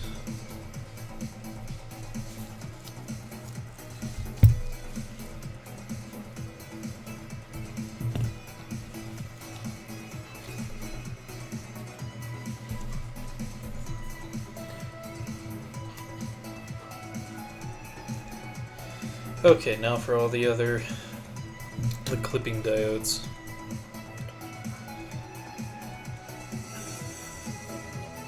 There are 5 of these. They're 1N4 148s, just like with the last pedal. Again, I don't remember the forward voltage. Sorry.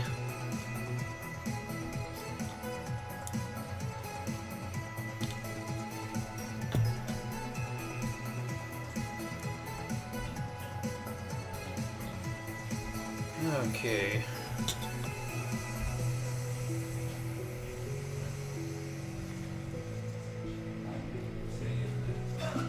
Four 1/4 beats.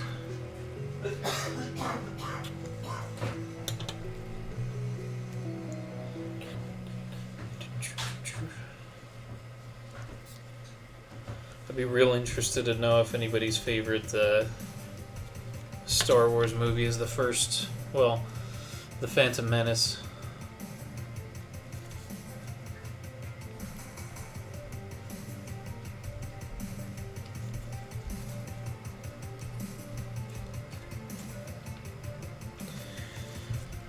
Two more of these diodes. Hey, what's up, man? Have I watched Die Hard yet? No, not yet. Although I did watch Waterworld the other day.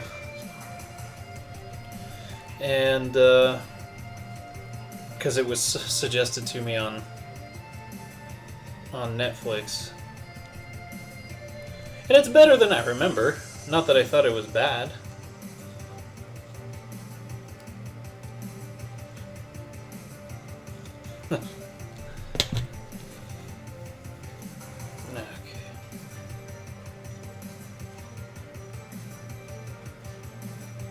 Smokers!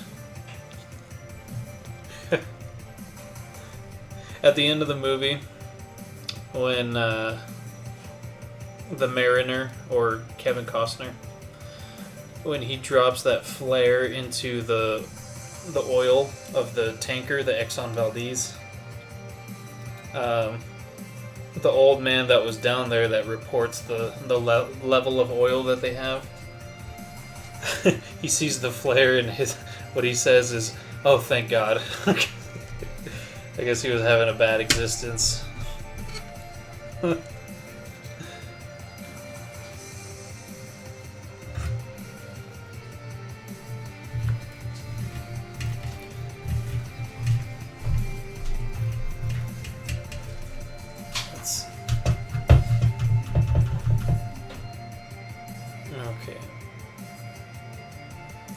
There you go. There you go. So how'd your day go, man?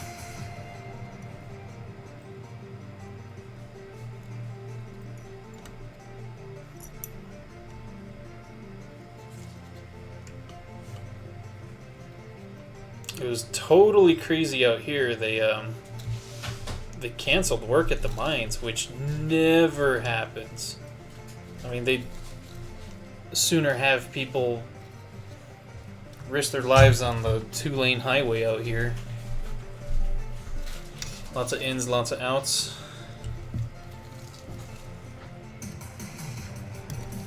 Well, hopefully you're done with work and you can relax now.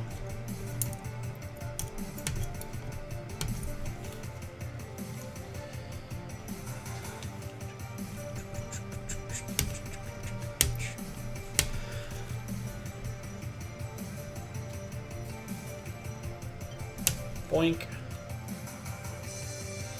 So earlier I worked on essentially the tube screamers I was working on the other day. The drive pedals with 3 different voicings for the clipping, LEDs, asymmetrical, and just silicone. I finished the lot of 5 that I had, so I'm going back to the Reza Rekts. That's what I'm doing right now. I got 5 more of these, which means that I've completed 6. Because I had 11 circuits, 10 to be sold, 1 for me.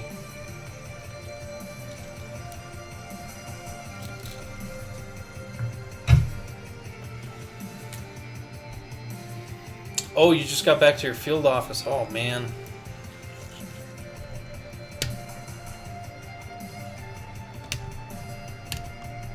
Well, hopefully you don't have work for too much longer then.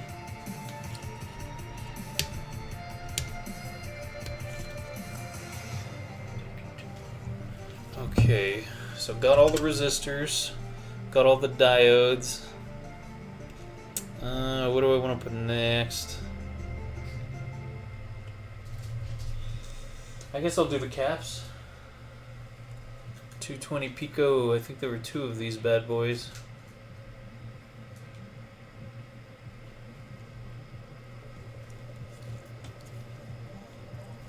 Yeah.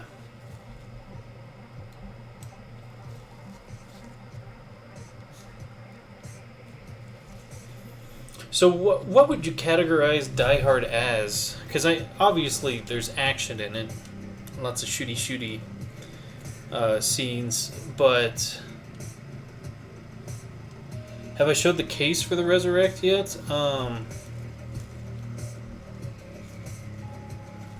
I don't think so. Let me see.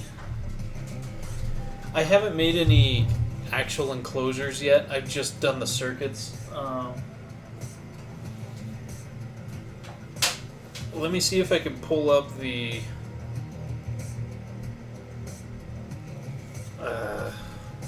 image I plan on using as the artwork. But to go back to my question, like, isn't it like a bit of a comedy too? Aren't there comedic elements, or is it just action?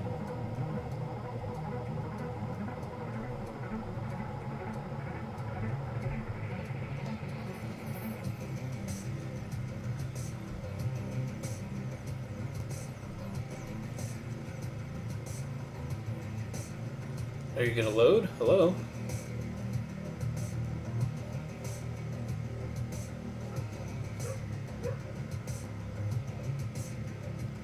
Hello? I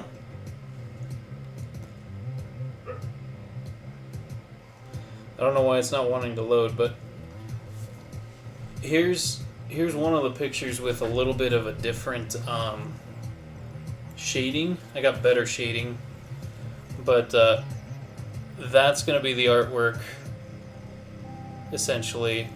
She's smoking a cigarette and lighting it with a Molotov cocktail. Hopefully the camera readjusts and then you can... Yeah, there we go. She's got a barcode on her neck. just for flavor.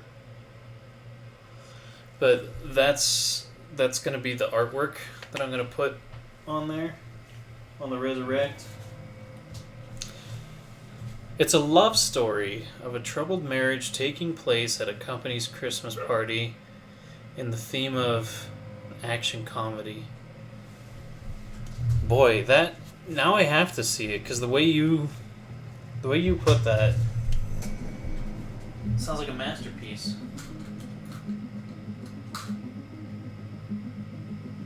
To which you would probably reply, "Well, duh."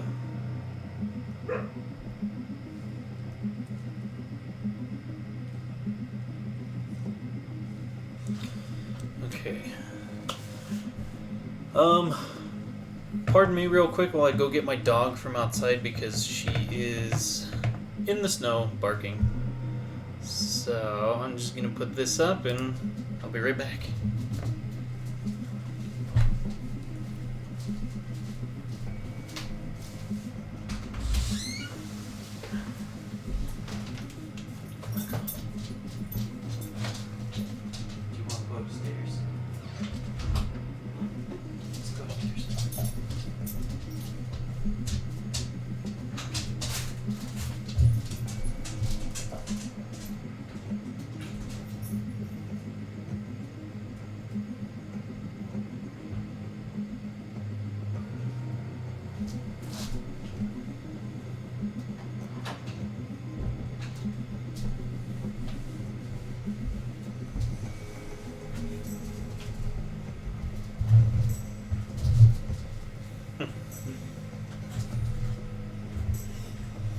And in case anyone's curious, yes, that's my fat cat in that picture in the top corner.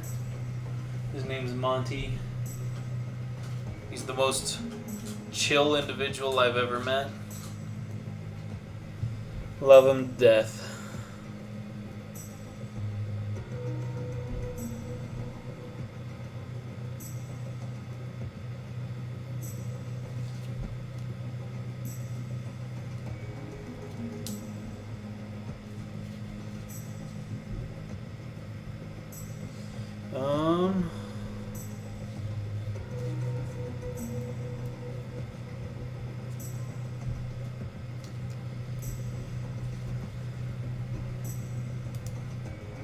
Okay. I'm back from letting in my dog.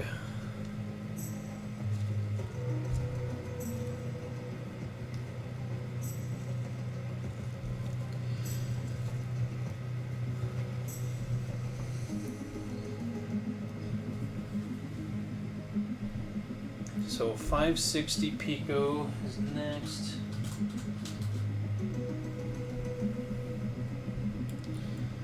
Boom skis.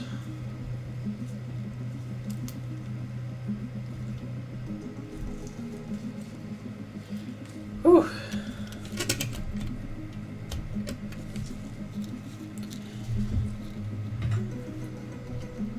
You live in Kansas, right? Are you guys getting hit with weather down there too, or is it just up here?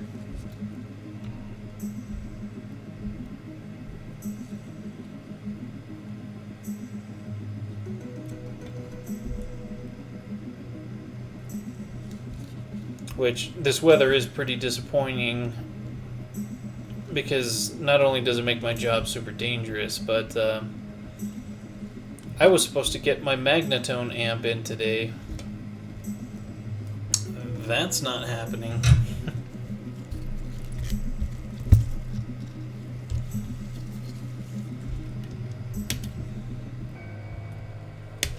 I haven't looked recently, but I think all the roads are still closed. But that hasn't stopped people from attempting to travel. There have probably already been several fatalities, which is unfortunate.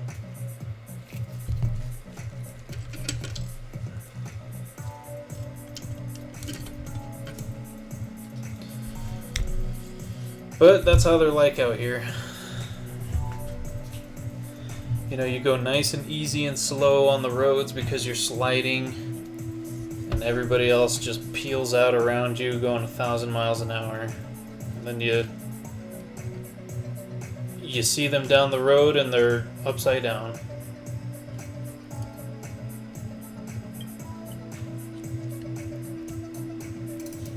It has been my experience out here in Wyoming that absolutely 100% of the drivers have either a lead foot or road rage or both.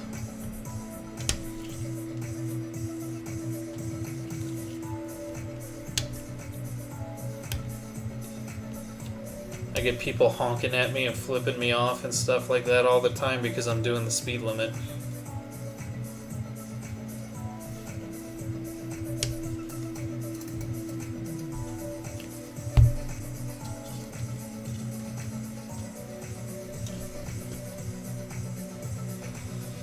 Okay, so I think we're done with all the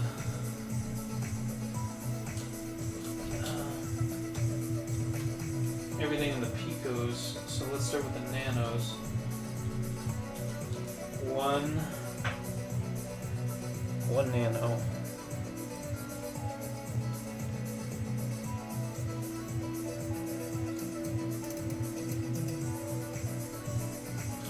Then 4.7, I think there are a couple of these.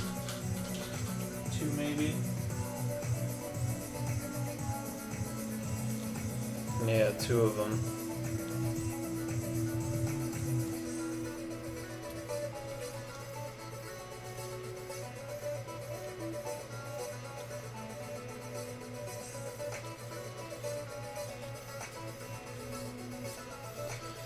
You know, speaking of Die Hard, that's Alan Rickman is somebody that I miss. You know, died not too long ago, way before his time. But I think he's a good actor, Alan Rickman. Welcome back.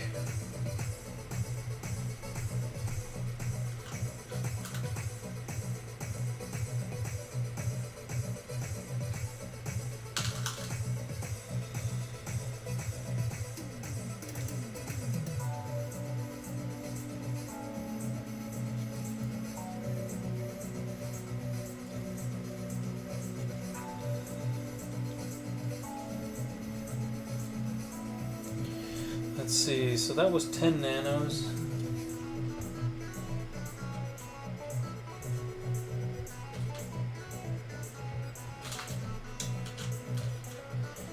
This one's 33.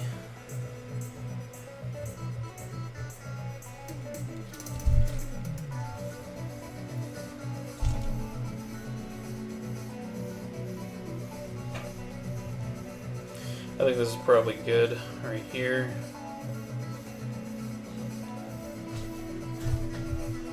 You're not at work yet, you still have to take care of emergencies. Really. Isn't that the life?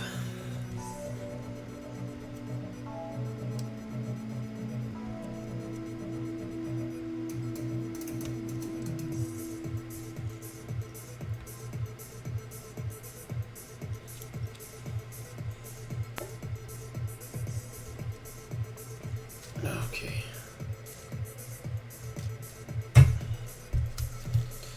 So let's clippy clip all these. Makes you want to not be a supervisor.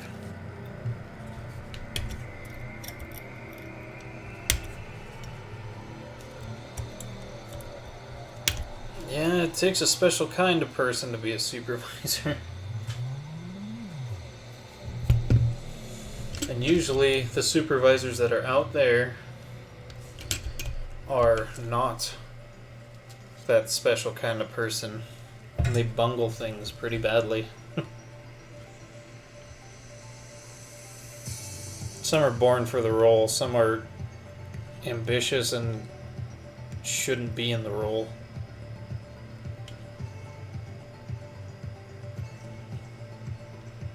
But c'est la vie. That's life.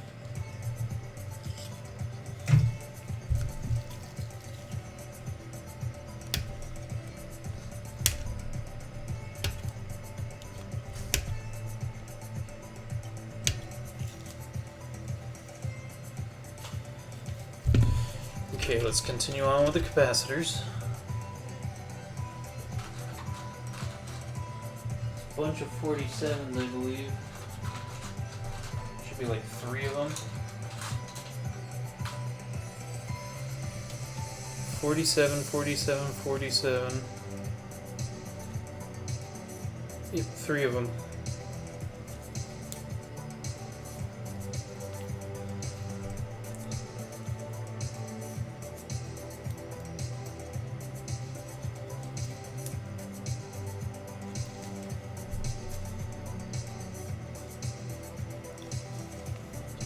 Whoa.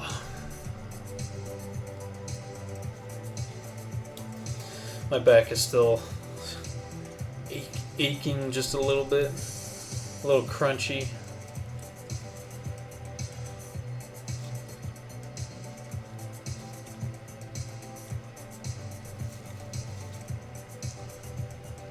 I guess I could throw this one on here too.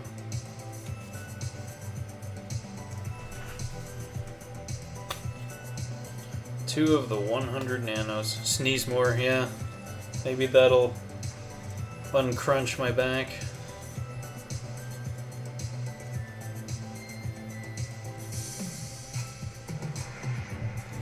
No, this is gonna get in the way. I'll save these.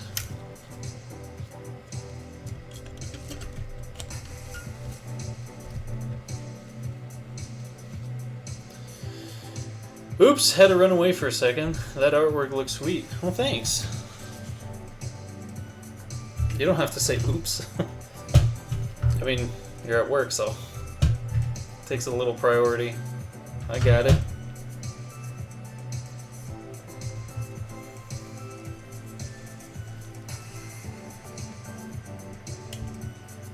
Oh, that was a bit much. Okay, there we go.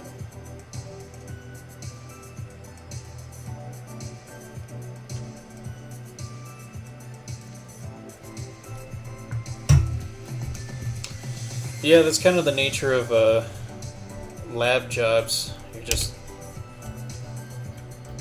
at least when I worked at a coal testing lab, it was either long periods of skull-numbing boredom or you're pretty on the bounce. There was never like an in-between.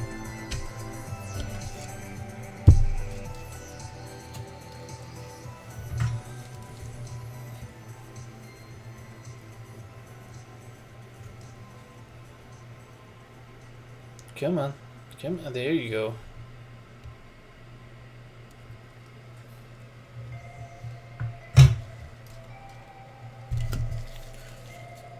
Okay. Snip. Snip. Kaboom. Kaboom. Okay, now I just have the 100 nanos and then the... Oh. I must have missed another one.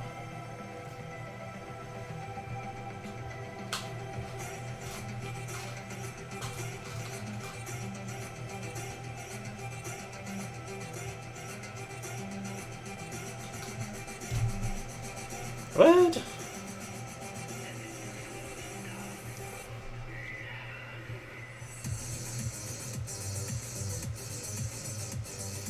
Yeah, I guess I did miss another one.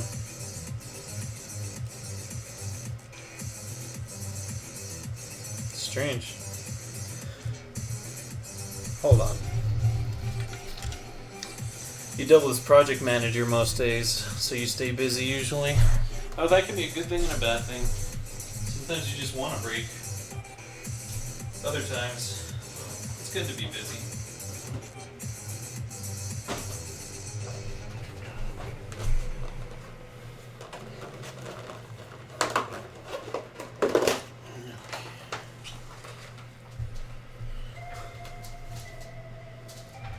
One, two.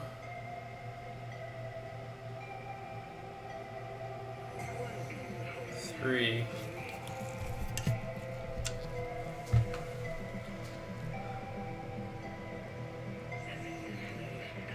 There's 1, 2, 3. Okay, yeah, I guess I got it right.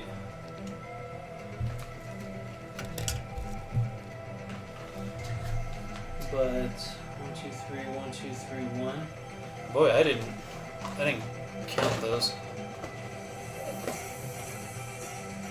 No MPs in your samples when you run the project. Yeah, I didn't have that issue.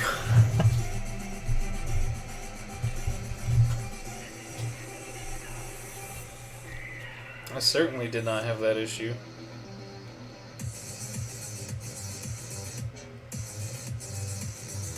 Oh, I remember now. I should have done the switch before all the capacitors. Oh well. Just because spacing issues. Things are now going to get in the way.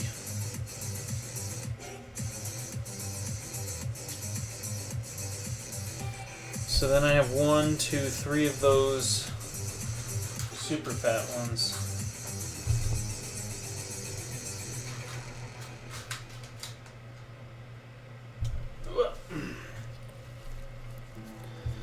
The 220 nanos.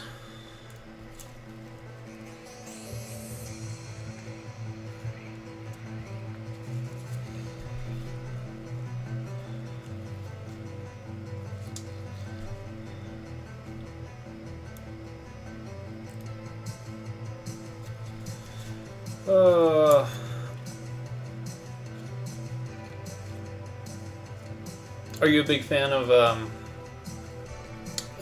horror movies, Nick?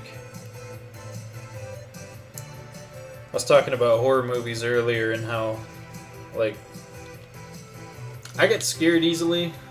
Not a huge fan, but there are some good ones out there that I really appreciate.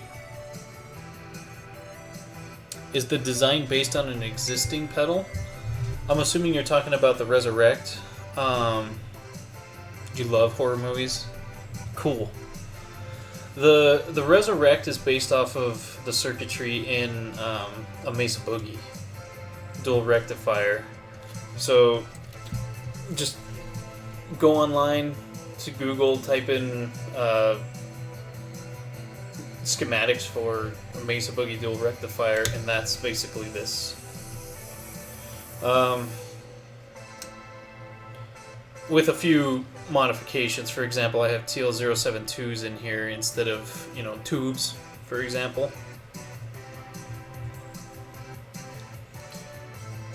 But, alright, lay it on me, dude. Which are your favorite horror movies? Because I talked about The Thing being really, really good. The original 1980 whatever, John Carpenter's The Thing.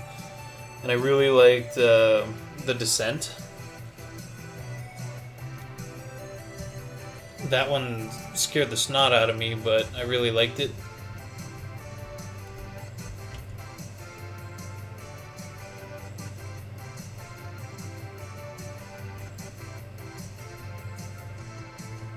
Come on. There we go.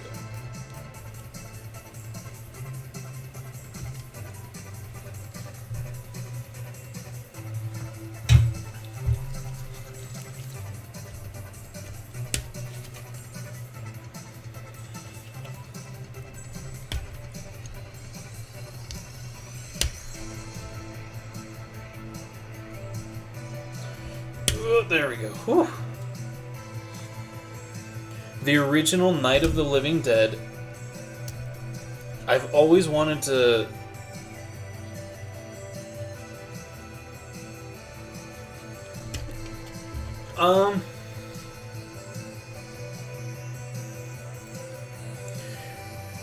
Are you talking about...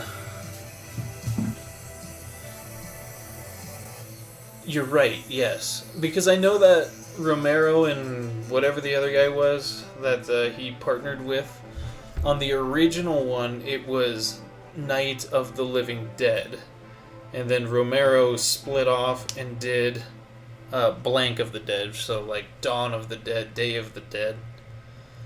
But then the other guy did Of the Living Dead as kind of like an alternate, like universe canon kind of thing. So those were the more campy ones where like the zombies talk and they specifically want to eat brains because, you know, being dead and alive is a painful existence and brains somehow numbs the pain of death. I'm fascinated by horror movies. I don't watch a lot of horror movies. I can't stand the like the anxiety. I know that's kind of the whole point of a horror movie, but it sometimes it's a bit much for me, and it's like, well, I just, you know, there are other things that I'd rather do than raise my blood pressure and my heart rate. Punk rock zombies, send more paramedics. Who was that? Who was that gal in Return of the Living Dead that was like, oh my god, I wish people would just eat me and tear my flesh apart, and, you know, like she was getting so into it and things like that. She's been in a lot of horror movies and whatnot. You're not into the torture horror stuff, like, I'm assuming like Saw and things like that. Hostel.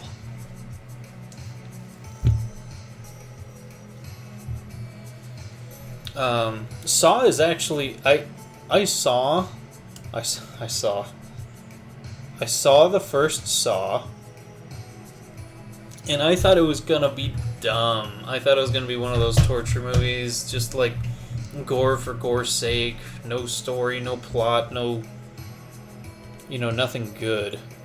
But I had seen the movie, and I was like, actually, this is a lot better than I thought. Like it in terms of movie, like structure and story and pacing and plotting and everything, was really good.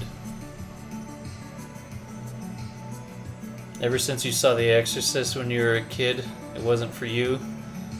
You know, The Exorcist scared quite a lot of people.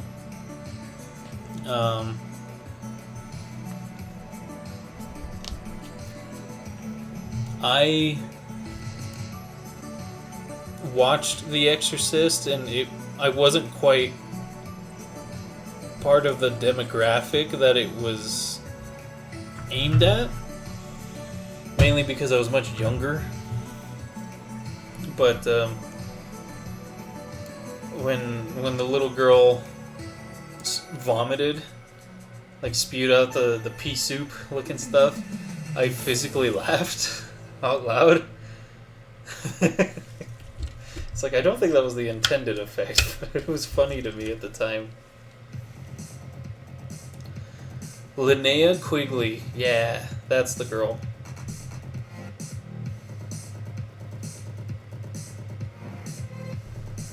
She's like horror movie royalty.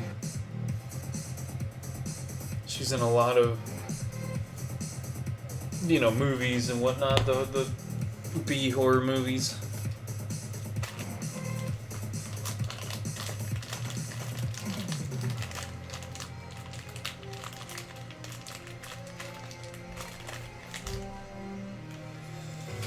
Better late than never. I guess I'll put this toggle switch on.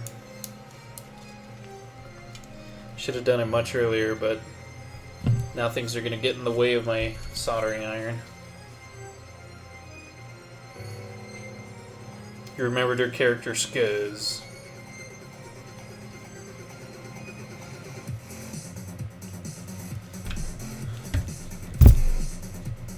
They, you know how, in that movie, you know, there's that one part where she's describing, like, I just want people to eat my flesh, and, you know, she's getting all into it, and then they're like, oh, Skuz is getting naked again, or something like that. and she actually starts addressing it and whatnot. Back then, the directors were like, "Oh, you've got a bush down there. We can't really show that on screen. It's a little much, and this and that." And so the way she interpreted that was like, "Okay, I'll just shave it off." So she did, and they're like, "Oh no, that's even worse now. We really can't show that." So that she had to wear like a like a prosthetic little thing on there. And she was just like, whatever.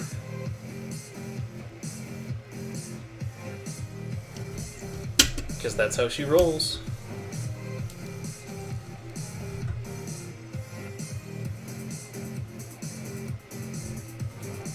Real good looking figure, so I mean, she's not shy.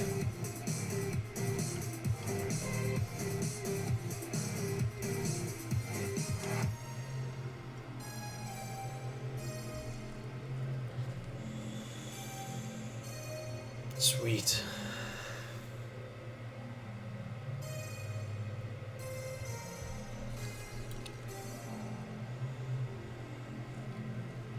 Oh, I hope I don't burn this.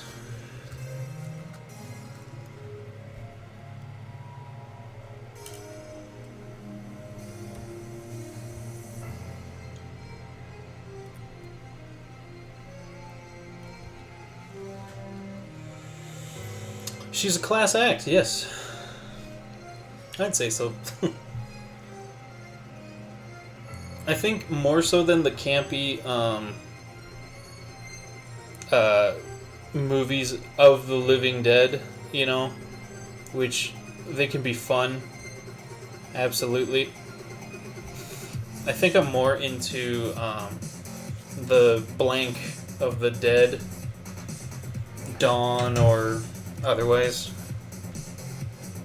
I think I'm more into those with the dumb shambling zombies.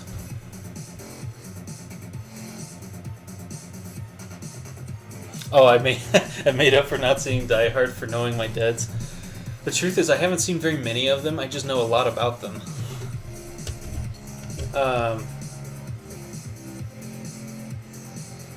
Yeah, it's definitely interesting, but I have seen like the of the deads, or of the living deads. Those movies, I haven't seen very many of them. In fact, I think I've only seen one. But the of the deads, yeah. Living, haven't seen very many. Regular deads, I've seen quite a few of those, like the remake of Dawn of the Dead. I remember it was like 2004. Me and my current girlfriend at the time, and some of our friends from school were like, "Oh, we're going to sneak into that movie. It's rated R. We're not old enough, but we're going to buy tickets for." Oh God, what was it? It was something dumb. It was like, was it Winnie the Pooh? I don't remember, but it was some like childish movie, that we really had no interest in watching. And there was a guy checking tickets outside of the door of the Dawn of the Dead remake, and we're like, well, I guess we're gonna see this children's movie. It was the weirdest date that I ever went on, because nobody was really into it, but we were all kind of in the same situation, so we just kind of commiserated. It was very strange. Okay, so 1 microfarad electrolytic capacitors. I got a bunch of these I gotta put in. Yeah, it was real dumb. I wish I could remember. I'm sure I could look it up, like what movies were playing during that time. Because I'm real curious now what movie I did watch. Was it?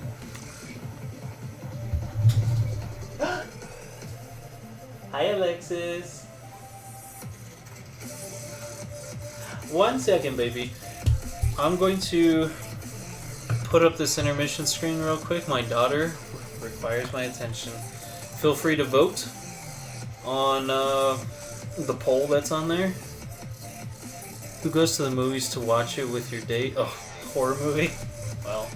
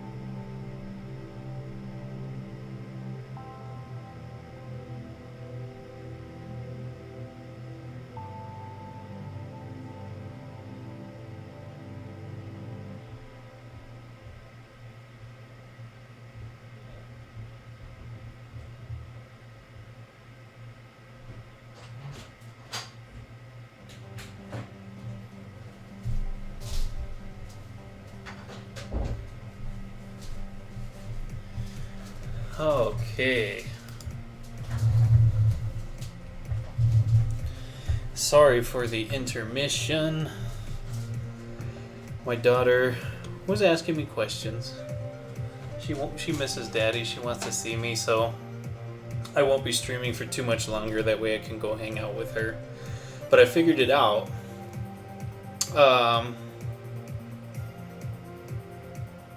Okay. See you around, buddy. I figured it out. It was Scooby-Doo 2 that we ended up watching instead of the Dawn of the Dead remake in 2004.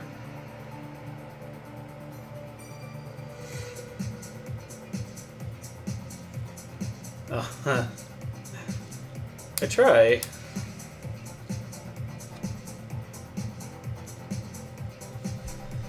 I try to make time for her. I'm almost done with this, so it really shouldn't be too much longer.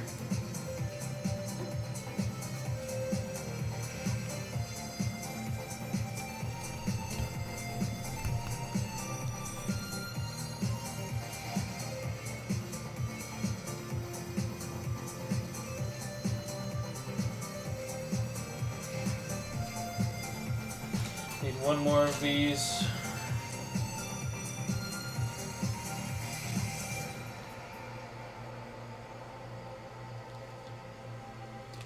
Did I get that polarity right? Yes, I did.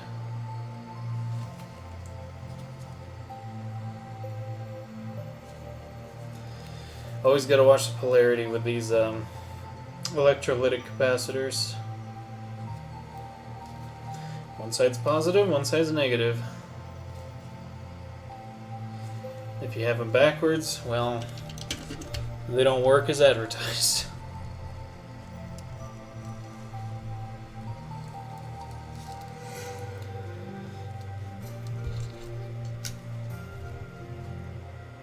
Okay.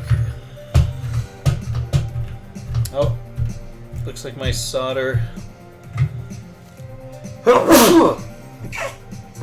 Oh, holy cow. Wow, that cracked my back some more. Looks like my solder iron went to sleep mode.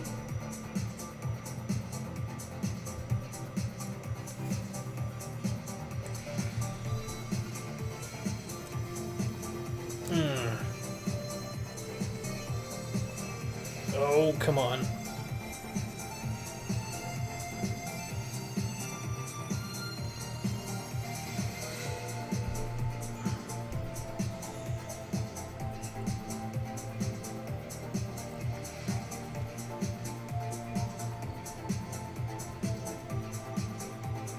Man, these legs are all so close together.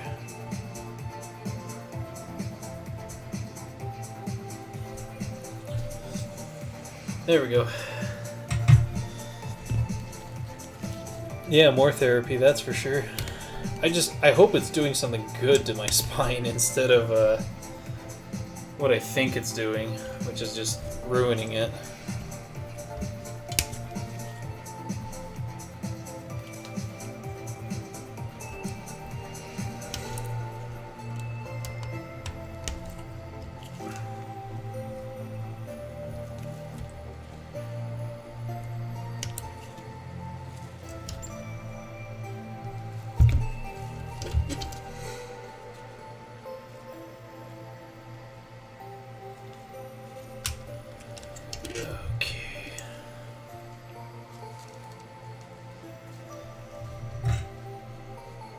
After I solder all these 1 microfarads on here, which I'm almost done, there's 6 of them per circuit, I'll have, I believe, a 10 and a 100 microfarad.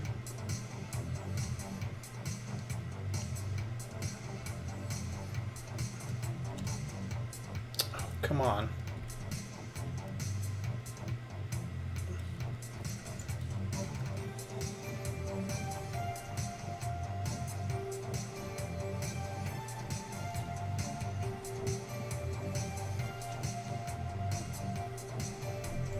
Okay. That was a little bit sloppy, but we got her there. Haul trucks did the ruining. Yeah, that's very true. Haul trucks and blades and scrapers and all those Tonka toys.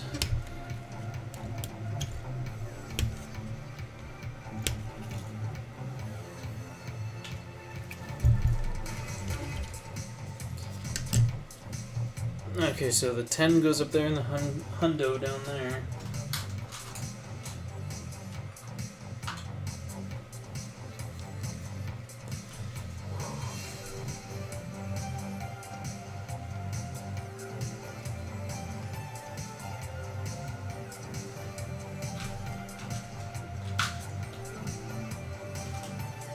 So once I finish this, I'll only have 4 left.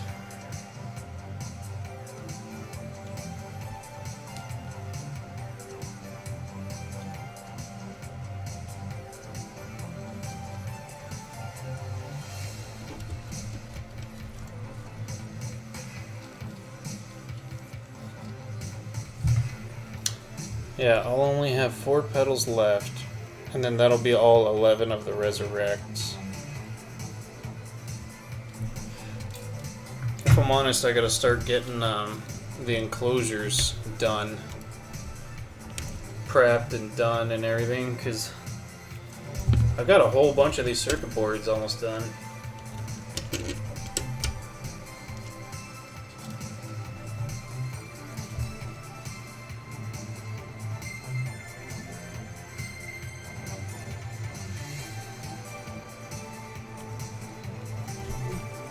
Come on.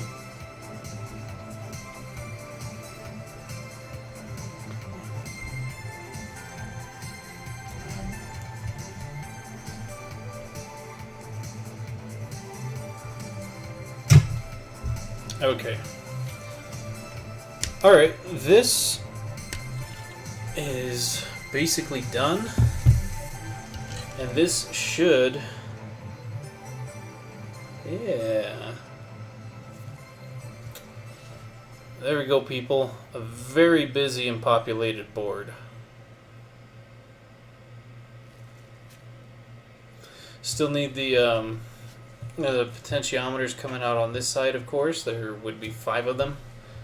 And I need to insert the chips into the sockets and put the wires and everything, but for all intents and purposes, this is done for now. So this is another Reza Rekt.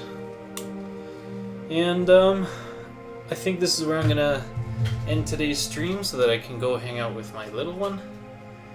Because she misses Daddy. So, thank you everybody for joining us here at the Reza Guitars and Effects live stream on Twitch. If you're watching this in the future, thanks for watching. You can see up here, the top of the screen, there we go. I got a follower count going. We got 14 followers so far. If we reach 50 within the next 42 days, as of recording, which would be the 25th of November, aka Thanksgiving, then I will do a pedal giveaway for one of the followers. So there's some exciting stuff. Hope you all liked the new presentation and everything. And yeah, so go ahead and check out our other socials that we got. We got an Instagram at Reza Guitars and Effects, and we have a YouTube channel where we demo some of our stuff. It's Reza Guitars and Effects. And then be sure to check out our Reverb store where we've got our finished products up for sale. And yeah, so thank you everybody for joining. It's been very fun. And I guess I will see you guys on the flip side.